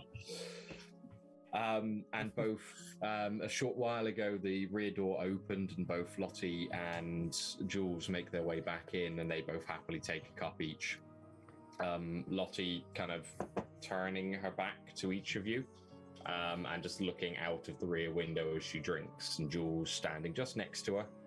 Kind of the two of them just quietly talking to one another in the back. As you all slowly sip your coffee, your stomach's still no more sated through the lack of food. But we did our best, all right? You've got coffee. You did your best.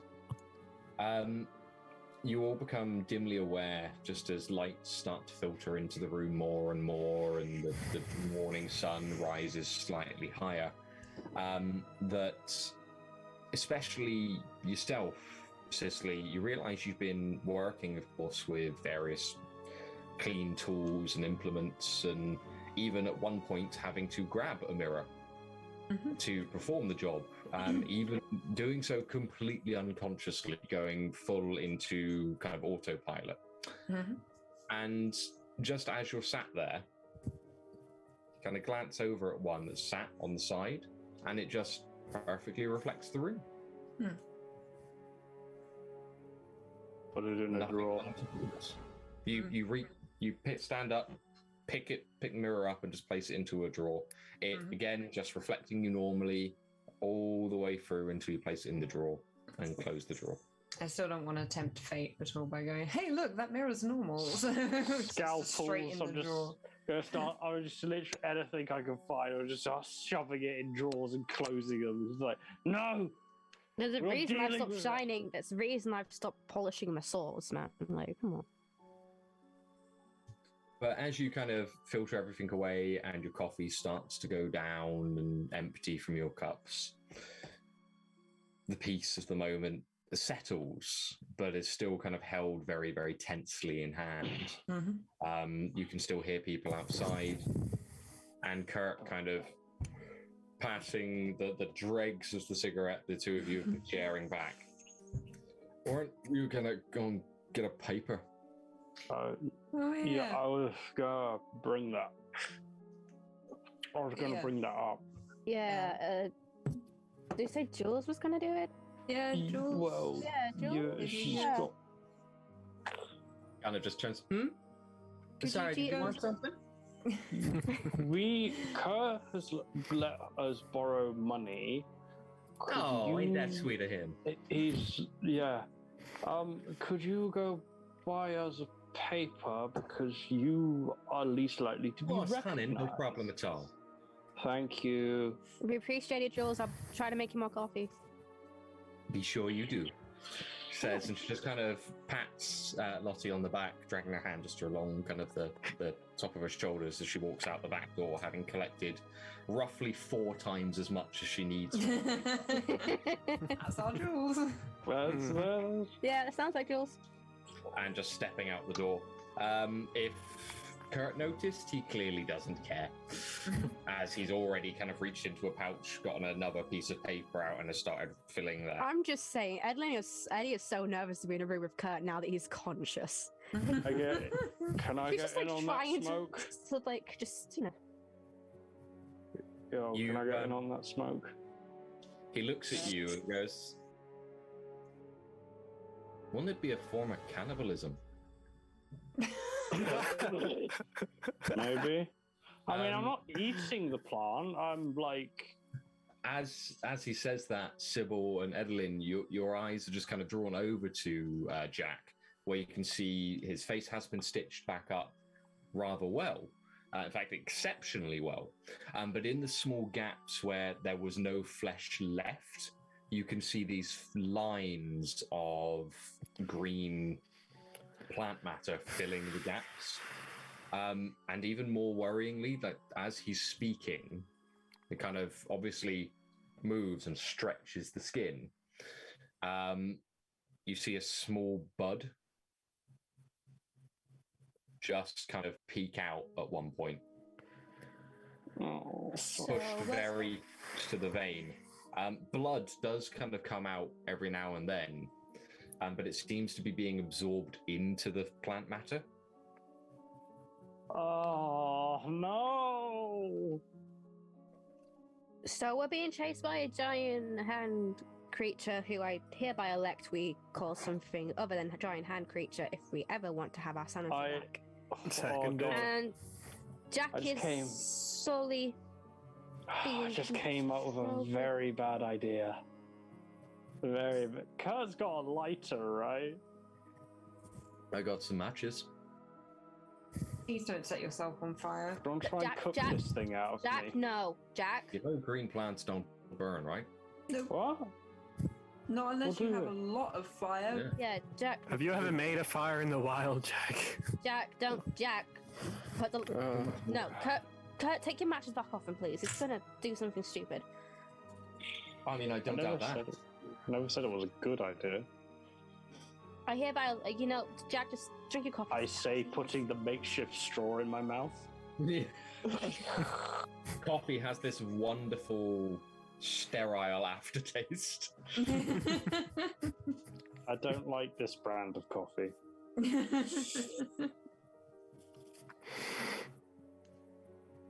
Wait, did you just insult? No,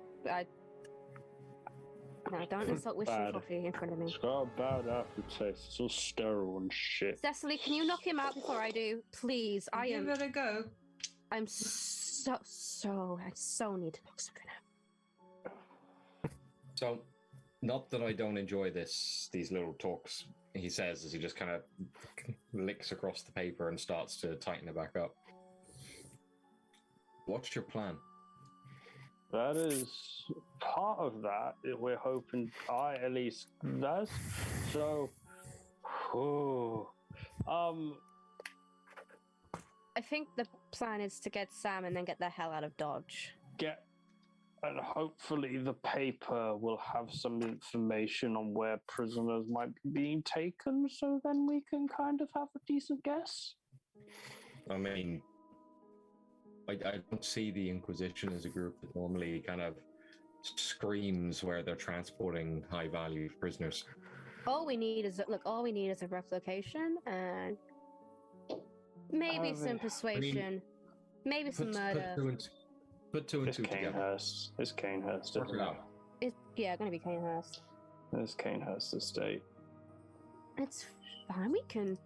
Alright. Happy to fucking take Canehurst, man. I'm No. hoping for a reason to fucking see my gods again. Yeah. Kurt says as he just finishes putting the the joint together and just hands it to Cecily. Lass, you couldn't take me, let alone Canehurst. Well, that's why I said I need a reason to see my gods again. So, He's got you there. Yeah, well, I've can't- never really claimed is- to be a great. You know that what? is- No, I'm not getting into this. that is actually an ironclad argument. Jack, he wins. Jack, if you want to keep the rest of your mouth, you can shut up before I actually do something I will not regret. We're all losing parts of ourselves. I mean, what the fuck is happening? Look, Well, I? you're being taken over by a plant thing. I am. and you're becoming a statue. Irrelevant at this point. We got something else that we need to talk about, and that's what the fuck we got. How the fuck are we getting that kid back? Because, I mean, do or die, right? I think it is probably heading towards dying at this point. Okay, well, Well, take it from someone who's died twice. It's not the best. Let's Trust me, talk nothing about good what happens we after do death. know. Let's talk about what we do know, and that is the fact. Died That- twice? Don't ask. Another time. no. Another time. Wait until we finish the plan and then I'll explain it all to you. So we know that. So we got a good guess that. Fucking. Sorry, I don't mean to talk bad about your work. This Cecily, do you want to knock him out or do you want me to? No, Again, I'm it's happy. Please knock him out. Please knock him out. Cecily's kind of just becoming a bit more like a I'm puddle, like building sat on the to floor a next to point. Kerr at the moment. Well, get to the the- point the- quickly, Jack. We know Please. they're going to the fucking Canehurst estate. The thing I want to work out is what route are they going to take? That's We've got several people with training to because Kurt, you said unification war, I assume. Yeah. Whole fucking thing. I'm sorry to hear that. I hear it was a shit show. It was certainly something. He says, also kind of at this point, just reclining into the wall and just dissolving slightly. So, in your military opinion, and if anybody else has this kind of mindset, If anyone and else knowledge. here is a dirty criminal, yes. I think safe to say we all achieved yeah, safe to that say by we all now. if anybody else understands that kind of route, can we make a safe assumption or guesstimate on what route they would be taking and how they would be transporting? I mean, the most direct route to the Canehurst estate is the northwest exit of the city. Anything else takes you around the back of their estates. So theoretically, they'll be going through Old Lost Court. It's a bit of a shanty. There's not much there.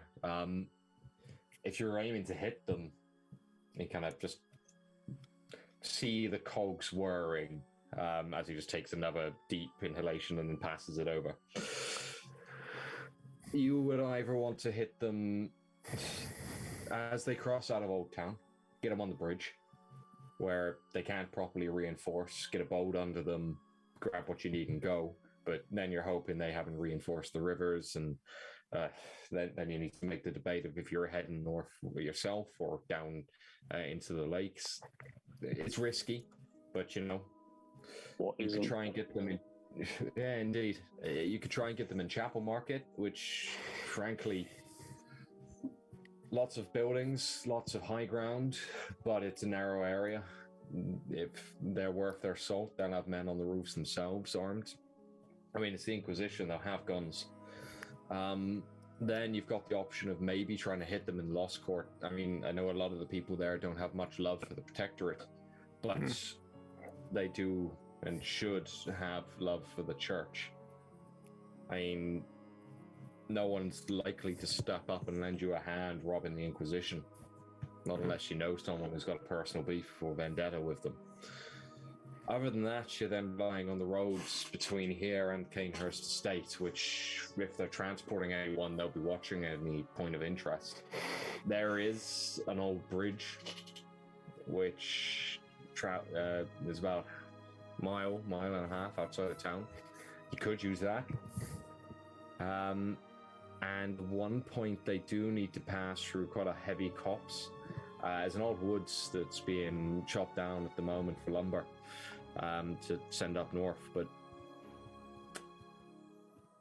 if you were hedging my bets, if I was going to jump them, one, I'd want more people than we got. And two, I'd either do it in the city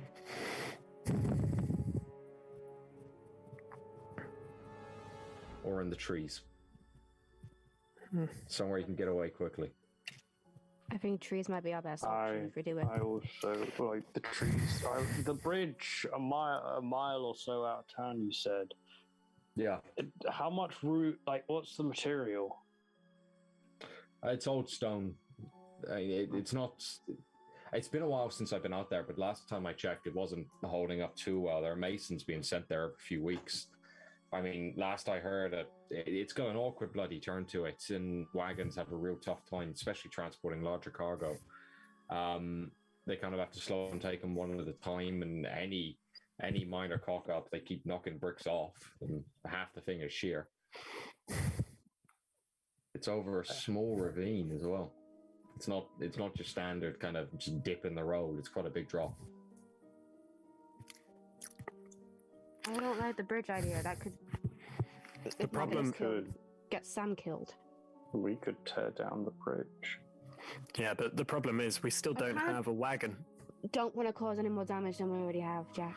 I've already got a lot. I've already got a lot of guiltiness in my conscience. Yeah, we can't help you much there with a wagon. It's going to be much easier to get a hold of a boat or stow away on a boat and escape and lose them on the lake than it is trying to lose them on the roads, especially on foot. There's no chance. Even if we manage to hit them and get them up there, then where do we go after that? If we hit them in the city, we might be able to escape on a local fisher boat, trading boat, anything, just to get out of the way.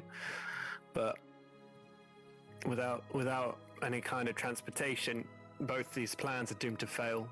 Thing is, hitting them in the city. Not wrong. With hitting them in the city, we are pressed for time. They get them out of town. They're cut off. But they're already ahead of us. For the most part. I mean, I guess we also have to work on the assumption that they know that we've escaped them, and that we're probably going, and they know we're going to come back for Sam. So whatever we pay. Oh yeah, no, fuck, we won't. Especially anyway. As she says, and she's not fucking wrong. They're gonna know you're coming. In fact, they're probably gonna widely publicize the route they're going on. Yeah, that's why. Fucking paper.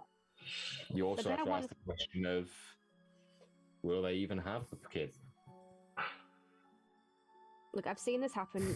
I've seen this happen before. I've been on a mission where this kind of things happen, and if they publicize a route to go on, it's not going to be that fucking route that they take. It's going to be some sort of trap. So, could we watch the boat? I mean, we could always do the dock. Oh, it's probably already here. In fact, if Sam's gone from the city, he's probably long gone by now. No. I don't know why they keep him around. Outside the city. But they're taking him to the Canehurst estate. They're taking him to the Canehurst estate, or are they going to keep him on the boat? And if they keep him on the boat, if they keep him on the boat, we're going to probably have to fight against Juliana and Jago. They're not worried enough to keep him on the boat. They're not worried enough about double bluffing us that much. If they want to take him through the city and even keep him on the top of the wagon, they can. They're the fucking Inquisition and the Protectorate. So they're not going to try and dupe us like that. I don't think they need to. I think they're more arrogant than that. What if one of us causes a distraction on the road that they publicize? Make it seem like we're going there, and then the rest of the group go a different way. I mean, that's okay, but that doesn't cut out the fact we don't know where if the publicized route is a fake route, then that doesn't take away the issue is we don't know where the real route is, and they're not gonna go out of their way to wave the flag in our face. We could always just get, Subil to use pending and then see if that gets something. You never know. Pending could actually help for once. I'm not talking shit about your bird, I promise. Coffee makes me somewhat calm. He may actually be able to help in this situation. All I'm saying is, at the end of the day, it could just be a whole case of swapping Sam as one of us. And honestly, I don't mind being the fucking sacrifice, because God knows I'm good for anything else, right? Well, let's think of it this way. So, they may have to go through the northwest gate or the west gate. So they've got to go through Lost Court, or they've got to go through Dawntown. Now, we can send out pending with some misinformation to someone. Doesn't matter. claiming that we're going to be in one place, but we can stick around the other. We could cause some kind of issue with one gate or force them. We need to force them through a route somehow. We need to force them out of their comfort zone. At the moment, we have absolutely all the low ground in all possible ways. We need to somehow gain some kind of upper hand or advantage, whether that's through misinformation, through knowledge ahead of their plans, anything. We just need to know something and use that. If they're leaving the city and they haven't already, we still have a chance. If they've already left the city, frankly, we don't. If he's at Canehurst Estate, there is no chance that we're getting in there. No matter how much we want to, or how much willpower or pure anger and rage we may bring out upon them. It's just a Canehurst. Come on. We need to use some kind of...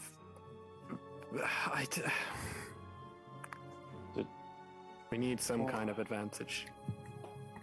Where does it sound? I wish. I still want to maybe send a letter or try to get a meeting with Juliana. I'm still confused. Why would Juliana want to... Because she let me off the fucking boat, Jack.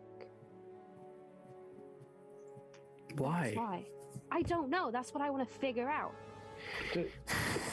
I've only had one brief conversation with her, but maybe she isn't all inquisition as you see. This we can work with. Thank you. See? You should listen to me sometimes. Just sometimes. I make good ideas sometimes. I'm good. Okay, sorry. so what if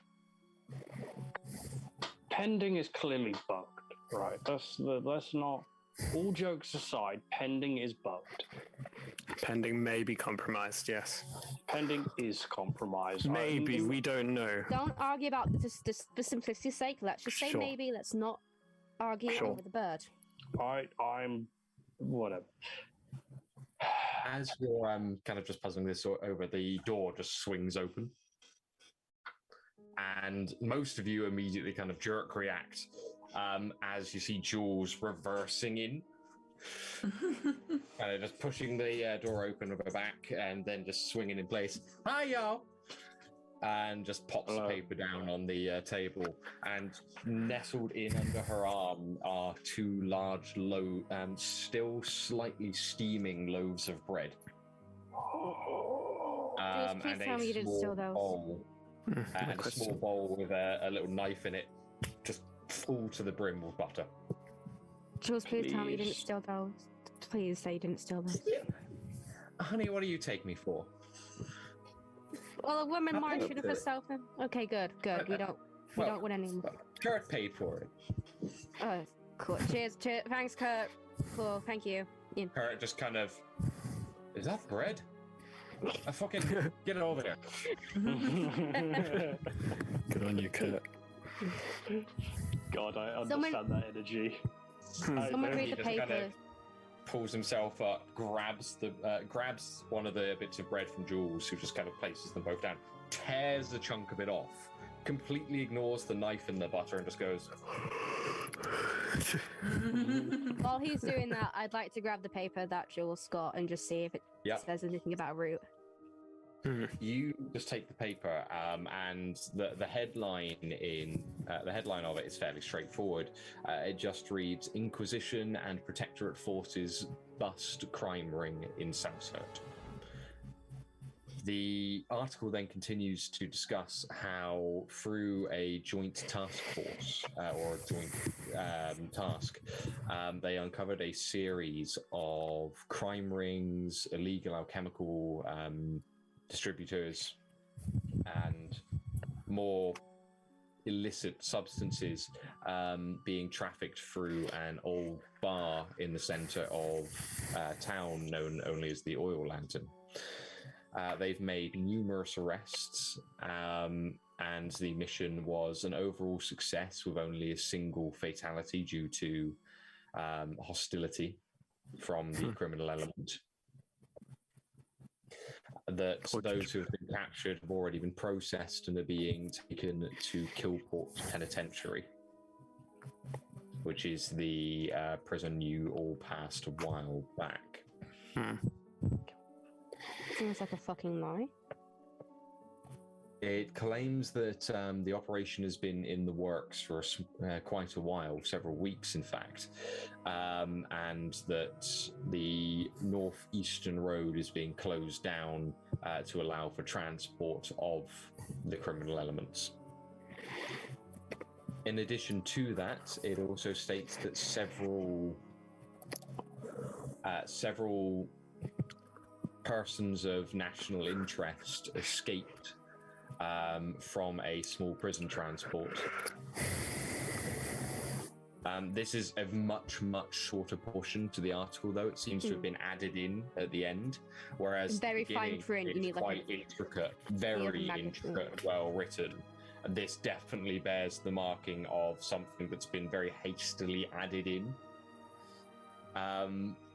It then goes on to just more kind of indistinct matters, things happening around the city. It states that there's a single page that has information on a incident that happened over in Siegheim nearly a year ago now, which was quite widely known as the burning of Sparrowfall, an entire town that was put to the torch by the Inquisition. There's a report stating in there that the internal sources have reported that Inquisitor Robert Cool, who led the investigation into Sparrowfall, has made their way back out into the streets and is now investigating links to the incident, as well as ties to an alchemical ring that was responsible for releasing a plague in Sparrowfall. And his work is taking him down into the city of Dis to investigate. Any information pertaining to it will be heartily rewarded. It then goes on to a few other bits and pieces of lesser note, including you do find on the third page your own bounties, which have risen by a further 500 coin. I tell myself in. We need the money. One problem you do note is that descriptions now include all of you. Including jewels, or? Not including jewels. But I'm in there, right? But you are now included, yeah. I was doing so well. Welcome to the gang, Cecily. Yay. So sorry we dragged you into this. Wanted Like, with a Cecily's good kind of just photo. like, she's eating, One of even though us. she's had coffee, but the smoking and then like working all night, she's kind of just like half asleep against the wall going, yeah, whatever. I'm just, at this point, Edlynnne is just fucking, like, muttering to herself in Wishian. Mostly just trying to not talk to her gods, but her gods, the names of the gods she not worships, but, knows, mentioned quite a lot. She's definitely trying to tell them that she's not as bad as she's making the papers make her out to be. But I don't know. I don't think her gods listen to her, honestly, after the shit show she's been through, and the fact that she can't fight. It's kind of been like, yeah, I'm just gonna leave this way. Holly, you've just put the image in my head of this god picking up the chalice daily, flicking through them. Oh my god! It's like the only remaining member of my monastery is the murderer. Ooh. Night. The twin dragons of Weast, Lidro and Sweet, adjust their reading glasses. Oh. She fucked up. That she did. And that's when I interject, but it's not the first time she's fucked up, so. Mama. Oh boy. But you Anyway, flick through the paper and just.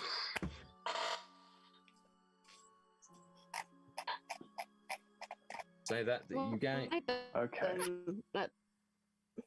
Yeah, my bet is that they're not going to the kill port tree after all. Well, it looks like they published the route before they realized that we escaped, right? It looks like they had everything set out and then we messed with their plans. So that's one plus at least. But it means they at least planned on using that road. Now, it's possible they've now laid it out for a trap, which I would bet for. So that kind of Oh, definitely. This is rules like out that warfare. road. It's military warfare No. 101. If you've posted you're going away, that is a trap. People are honestly, people are stupid enough to fall for it. It's happened quite a few times. We're going to have to spring this. Look, we know there's a trap. We're going to have to spring it. There's no two ways about it. We can't all But we spring need it, to though. One know of us- something about it. Again, this is why I'm suggesting we get Pending to maybe send a letter to Juliana. If it goes tits up, I'll take the fucking fall for it. I mean, Listen, we can't guarantee it'll go to Juliana, but I like that. I like that idea. Jules, Try. chewing through a piece of bread. So, what exactly is going on with Juliana? You said that she spoke to you on the boat, and Subil, whatever happened with you in that bar? Whose side is she on? It's a bloody good question, Jules. What did you guys actually talk about in I think she's Subil? on her. She offered a deal. She said we'd all head out, and she gets Sam. I mean, it was. I mean, the instinct was to say no. The instinct was to protect Sam, so I did. But I mean, what? 2 days? That was 2 days ago, and already I'm starting to. That was hours ago. That was yesterday, honey. It's all gone so weirdly, so quickly. We had an opportunity to sit down and talk. There was no sitting down and talking. There was an offer, and there was accept or refuse. There wasn't much wiggle room.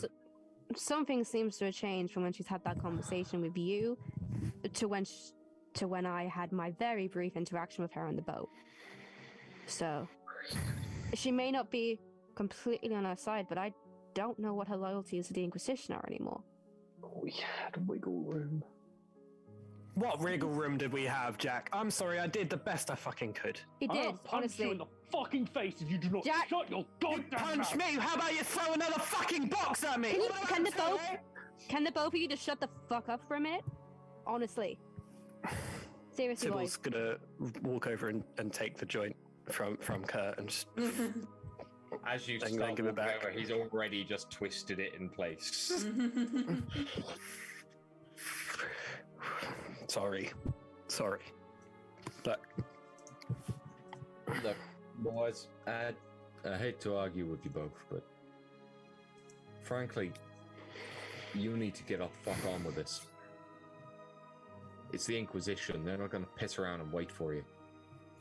It's, what, coming up to maybe 10 bells already? None of us are in fighting shape, he says, gesturing himself, the two. Lottie over there is probably going to be able to do something, but frankly... Well, I mean, what do you do, Lottie? And she just kind of goes, I just sit on her roof and shoot. It doesn't take a lot. We can offer what help we can, and I mean, by the martyr, we'll help where we can. But you take this fight onto the streets. Normal people, innocent people are going to get fucking hurt. But you don't move now. If the kid's leaving the city, they'll be gone. If they're keeping him on the boat will leave.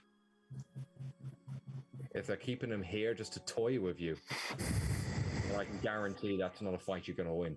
I mean, I'm not one to ever admit when I've lost, but he gestures his arm and his gut and the numerous injuries covering his body. I know when I can't win a fight. And that lad would have fucking slaughtered me, if not for your man. If your chap hadn't thrown him off the edge of the ship, I'd be a corpse. Whatever you do, you need to be smart about it. Smart and quick. And frankly, he gestures at Jack and at Subil. Hash out whatever shit you've got to hash out. Because at the moment, the longer you two piss about, it's the kid that suffers, not you. Right. Now give me that back. Take a real big hit and hand it back.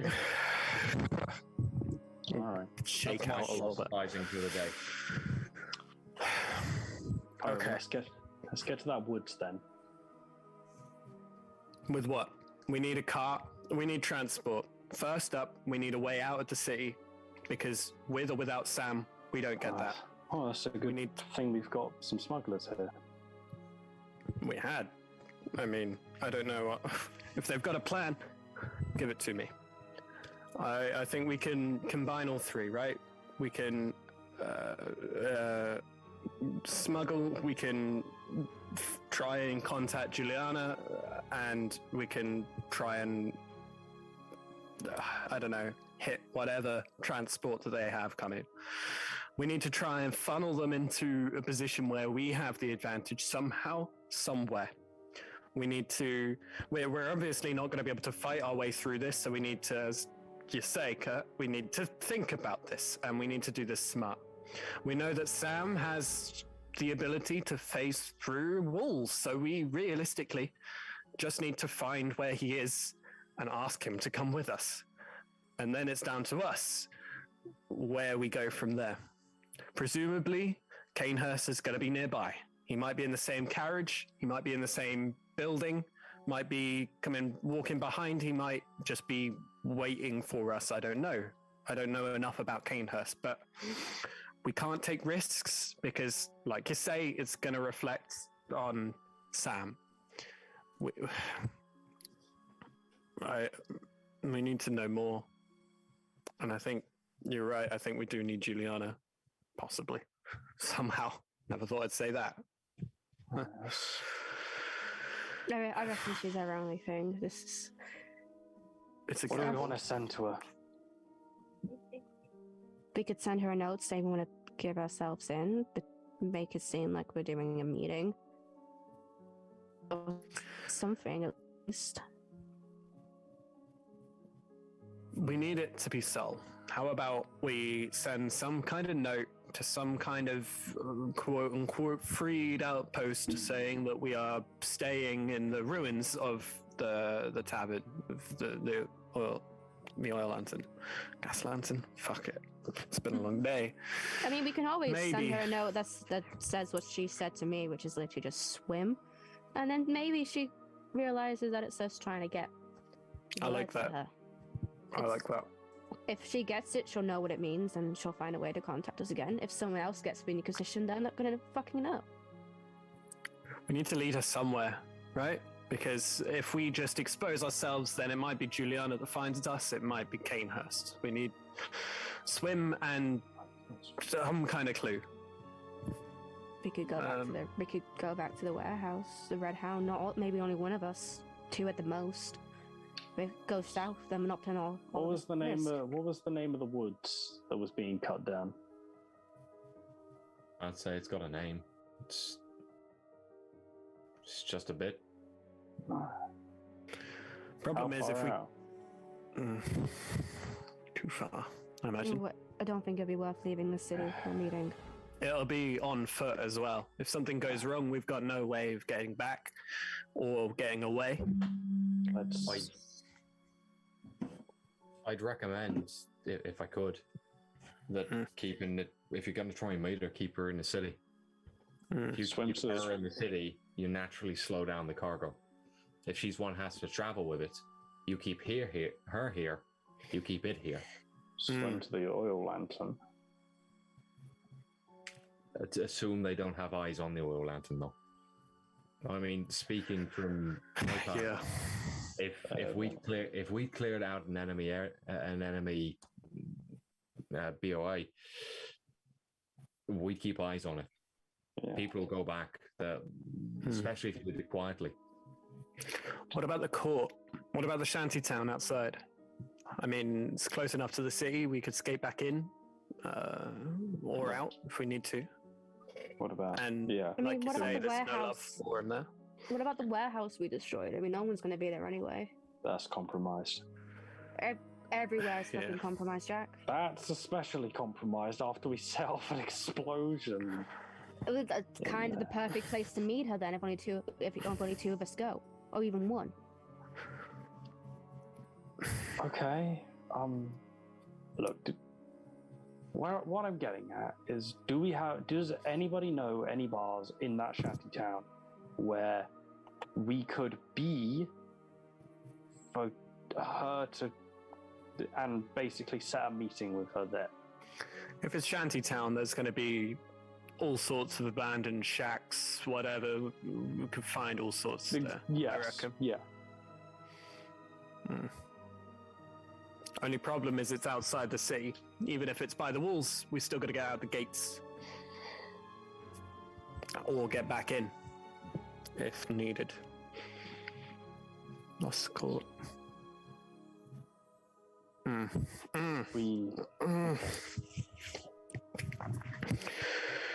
It also means that if they do try and transport them out through that road, then we would at least be close by. We might notice or see. But like I said, they might try and go through Dawntown. Let's set up a meeting in the shanty town with Juliana. Could just do Bog it them out. down, and then work with. Then we. God. Then we, if we can work a deal with her, yay! If we Still, can't, how are we supposed to get out of the city? Try and take a boat from the port and walk up through the country alongside the walls outside. Yeah, if we can just get ourselves to the other end of the pond or the lake. I agree with Kurd on actually quite a. But keeping her in the city is the best bet. It will slow her down. It will slow the cart down if they're traveling together. What if we just meet her out in the fucking open? I got no cover. Jack, don't fucking give me that look. I'm trying here, okay? I'm thinking about it.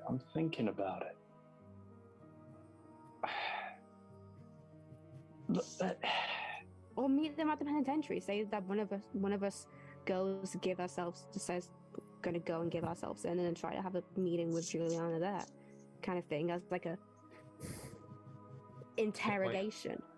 If I may. Sure. Well, I'm going for Dusktown. It's the opposite direction to where they want to go. So you'll be making sure that they either keep him close, especially if you pique Juliana's interest, and she may have, outside loyalties, as you suspect. And, I know a couple of people. There's a bunch of old fishing huts down by the water. It's just a short bit of time away from Dusktown. If you're looking to make a sharp exit, I can arrange to have a couple of boats set up for you. That'll be the best I can get hold of. It'd be calling in some favors, but if it can, it could be something. I like this. This is our best option. We're right by the water. We're taking them off course. It's an quick escape. It's an whatever plan we choose. It's an all or nothing gambit. So, agreed. We can't all go to the meeting though. We can't risk us all getting fucking.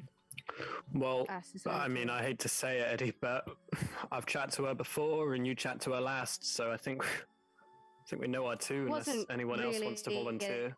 I'll do it. It was more of her. I mean, I didn't really chat to her. It's more of her putting a gun to my head, telling me to swim, and then shooting. Kind of. I'll be there. So I'd kind of like to speak to her anyway. I mean, I'd like to clear up what happened fucking last time and why she's. I guess we're all going. Let's get. So, You can handle boats, Kurt? Normally, yeah. Oh, you mean getting boats? Yeah, I can do that. Yeah. All right. That's okay. I can taste my own mouth. How is it? Buttery. Yeah, I had a feeling it would be. He says while slowly tearing off little bits of bread and just... It still hurts. Okay. So, we send off a note to Juliana. Maybe swim till dusk. I think that'll be enough that she'll get it. Okay. Unless she goes to the Dusk Docks, not Dusk Town. But swim to Dusk Town? I mean, Dusk Town's on the coast. It's too specific then. If someone else in the Inquisition... Yeah, but if someone in the Inquisition gets that it's not Juliana, they're going to find us straight away, Jack. We need the note to be as discreet it's got as to be possible. cryptic. Yeah. It's finding that balance, though, isn't it? If it's too cryptic, then she ain't going to get it. If it's not cryptic enough, then how big is Dusktown? Let's establish that. It's pretty fucking tiny. I mean, you got maybe 30 or so buildings there that actually are worth talking about. And then closer down towards the water, you got a few fishing huts. And I mean, there's a bunch of places that linger like along the coastline, but it depends what you mean by big. You compare it to the Dusk Docks, to Old Town, to Fayview Hills. It's minuscule, but how quickly? If we told them Dusktown, how quickly could they have that place locked down? Assuming Juliana rats that out. I mean, if you were talking military, they'd have that place locked down within half a day. Inquisition, they're trained, they're very well trained, but they don't have the numbers the army does. Day, maybe. That's enough time to work with. Because I still don't want to risk giving the whole Dust Town thing away, though. What about swim down to dusk? Swim implies that it's you, Edlynnne. Down implies it's the southernmost point, and dusk implies Dusk Town. If she doesn't get it, then she's not smart enough to help us, frankly. That seems like our best bet.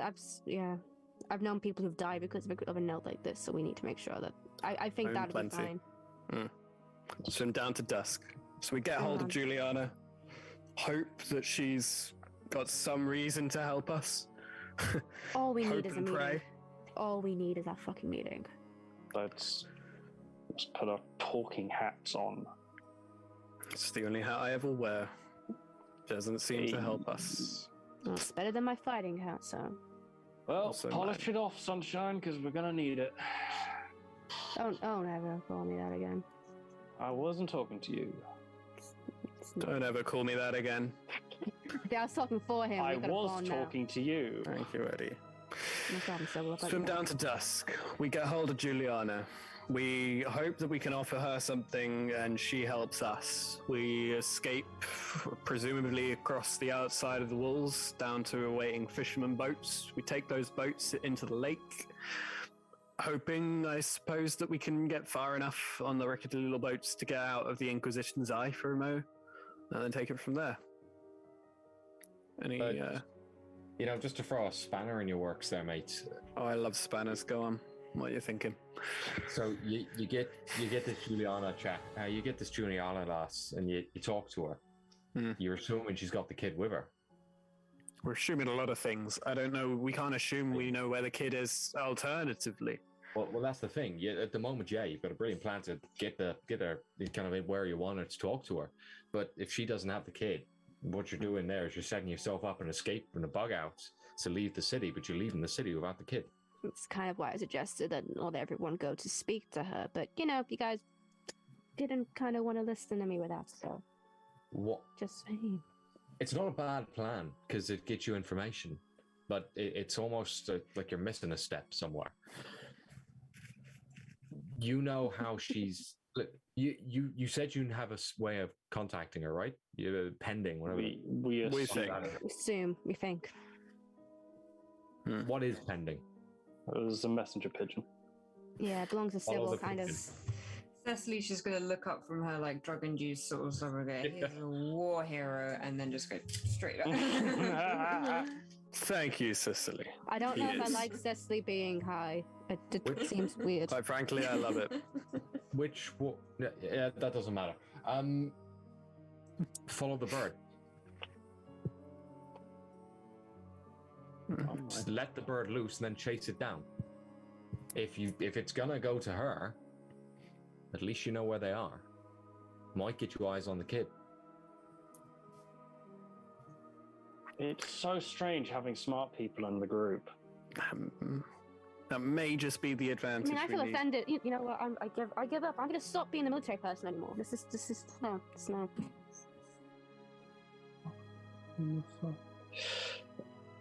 You are gold dust. You are gold dust. I was recon for 5 years. Yeah. This was my bread and butter. I mean, 5 years in Karnica and 10 before that, but if you don't have enough information, you need to do everything in your power to get it. Just saying, at this point, Edlynn's probably just gonna go back to watching. I don't think she wants to kind of just. I just think she just wants to not be there anymore. Kind of Okay. thing. In which So, case, who if we the- follow the pigeon, then we're gonna presumably have to follow through the city. Again, Who's sneaky? I can get by the city nice and easy, but if anyone's Alright. coming along, they're gonna have to keep up. Quite frankly, I am not a subtle boy. Lottie pipes up. If you're going over rooftops again, I can follow on. God knows. I've rooftop done it and once. alleys. Well, I could use it. Surprisingly, have Ace 2 points in stealth. He says, always being surprised by that. But it is stealth, isn't it, man? Hmm. A stealth. It sneaks up on you. Hey. See, I'm funny. Thank you.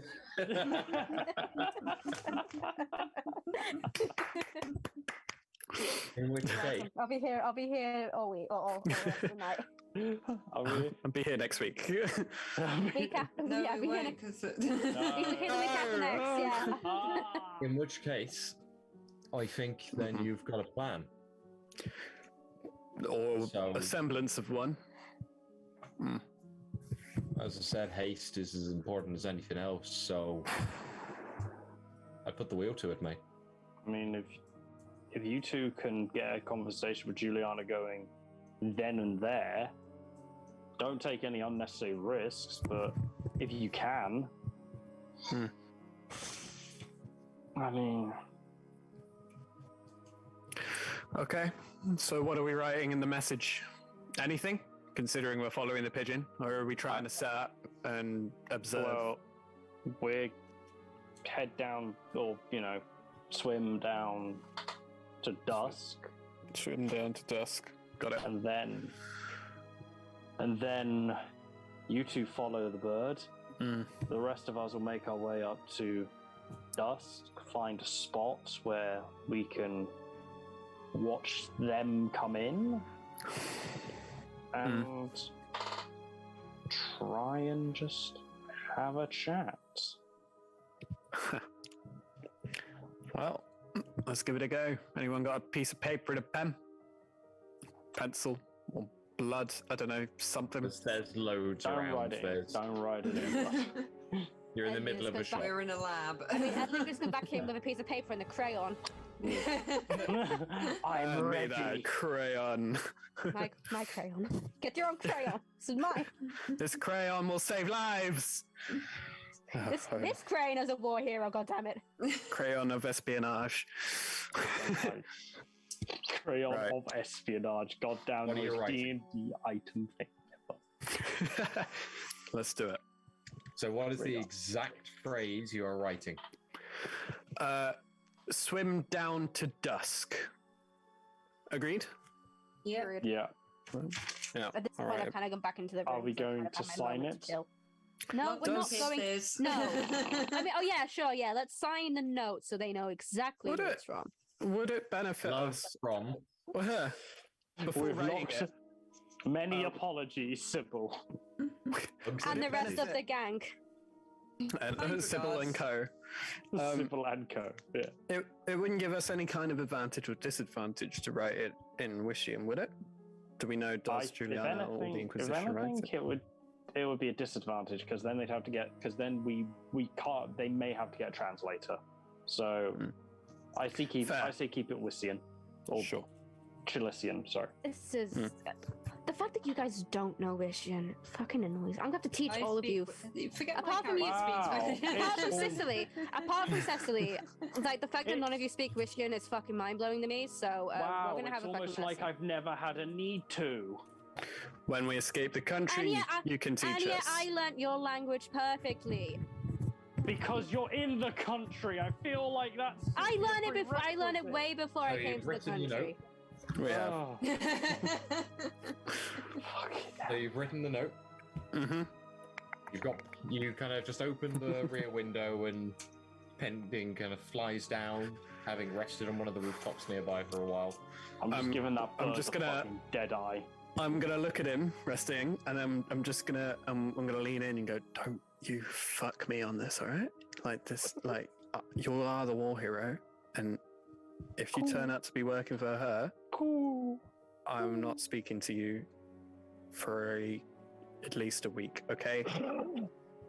I'll get over it. You're a good pigeon, but don't fuck me on this." I'm just going to make direct eye contact with whatever eye is facing me. And then feed the note into whatever is holding it. So it's like maintaining eye contact with the pigeon. A tense reach eye down and- contact. Wrap it around the leg. At which point you kind of hold Pending up, ready. Don't fuck me on this. Let him go.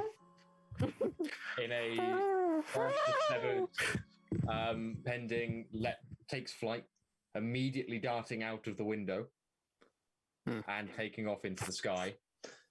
You watch him just slowly disappear, and then hear a voice behind you. Well, fucking get moving then. Shit, yeah. I'm gonna run. It's starting to hit, isn't it? That joint's starting to Going hit. slow. I'm gonna run straight out. You Out the door. Slam the door open. Heading immediately directly for taking any off into the alleys as street. well. Mhm. Yep. Lottie, having already kind of being ready, takes off swiftly after you, still carrying her rifle in hand. And anyone else giving chase, or is it just going to be the two of them? I don't want to be in the room with Kurt anymore. I'll go. You bolt on after them. He annoys me. He's got superior military knowledge, and that intimidates me. And it makes me sad. you gonna be alright? Being stealthy through the city? Be fine. Everyone's. It's fine. Okay. Good. Well- Just have to be stealthy. Just to be clear as well, that Subil thought the plan was just him and Lottie, so he has no idea that Edlynnne is following. You know what? I can't be. I'll just follow going. I know it's not the plan, but I can't be around Kurt anymore. Otherwise, he'll stab me and I'll cry. Fair enough. I think that's fair. Fair enough. So the three of you dart off into the alleyways of Southhurt, watching Pending flying overhead, twisting through the air and heading down towards Old Town, leaving the rest of the party still sat within the back of the Bubbling Brew, just kind of watching as the door slowly closes past after you've left. All right, let's And go get some Jules. boats. Jules just kind of goes, well, I'm going to finish that bread. Oh, yeah, I'm just tear a pit off and then just have little nibble bits. Because And with that, as you begin to slowly eat into the bread and Cecily's state of euphoria starts to slowly lower, and the rest of you charge off into the town, we will come to an end for this evening. That was Ending actually somehow That was on nice. a please catch that pigeon reference.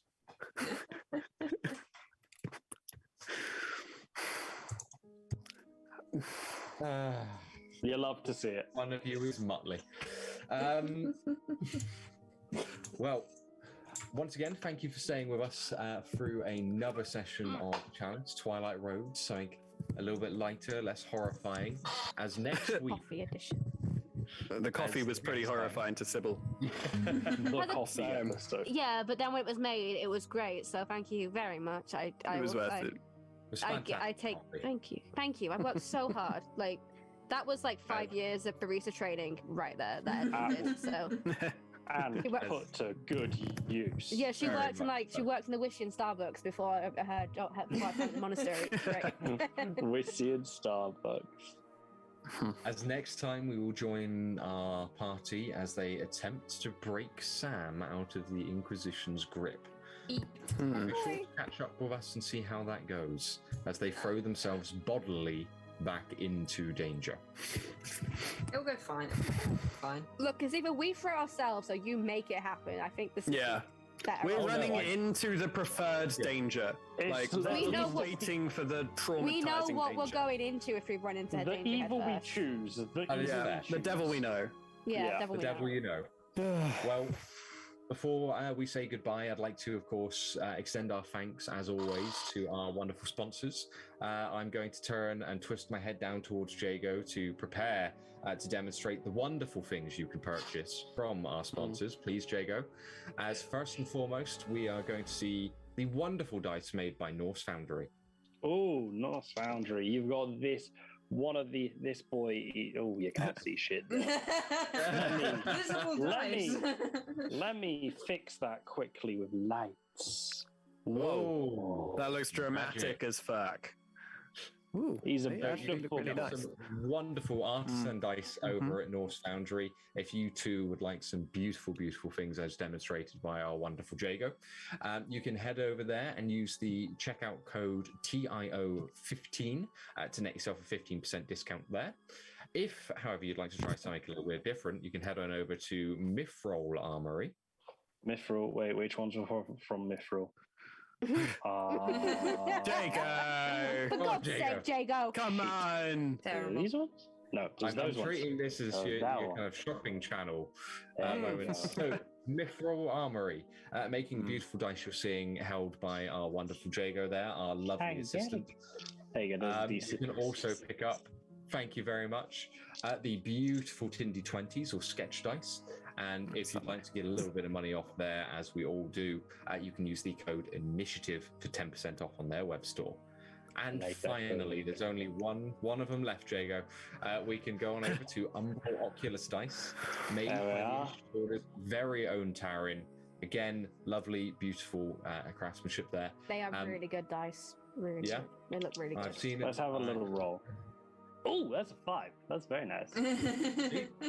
If you wish to also be blessed by great rolls or bad rolls if you're playing D&D, you can head on over to there and use the code INITIATIVE for 10% off a full dice set on her store.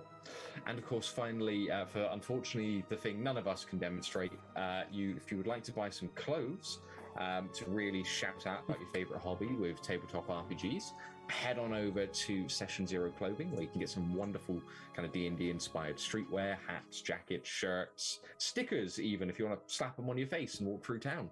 I am waiting for my next favourite. paycheck because I'm very much going to buy a hat at some point. This is going to get replaced by a different hat. Just let me get more paychecks first. We will have Paychecks clothes. and hats. We will have clothes to show one day, I swear. There we are. Wonderful. We'll continue to shill because it's the best thing we can do.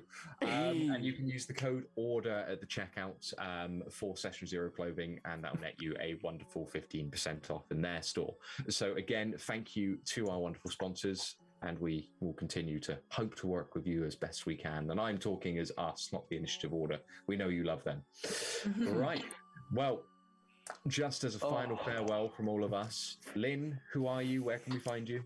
Hello, I'm Lynn. I'm also known as Pontooth or Pan or Pontooth Art. That was not what I wanted to paste into chat. I draw stuff. I stream. I'm on a break because I stream and then I don't and then I stream again.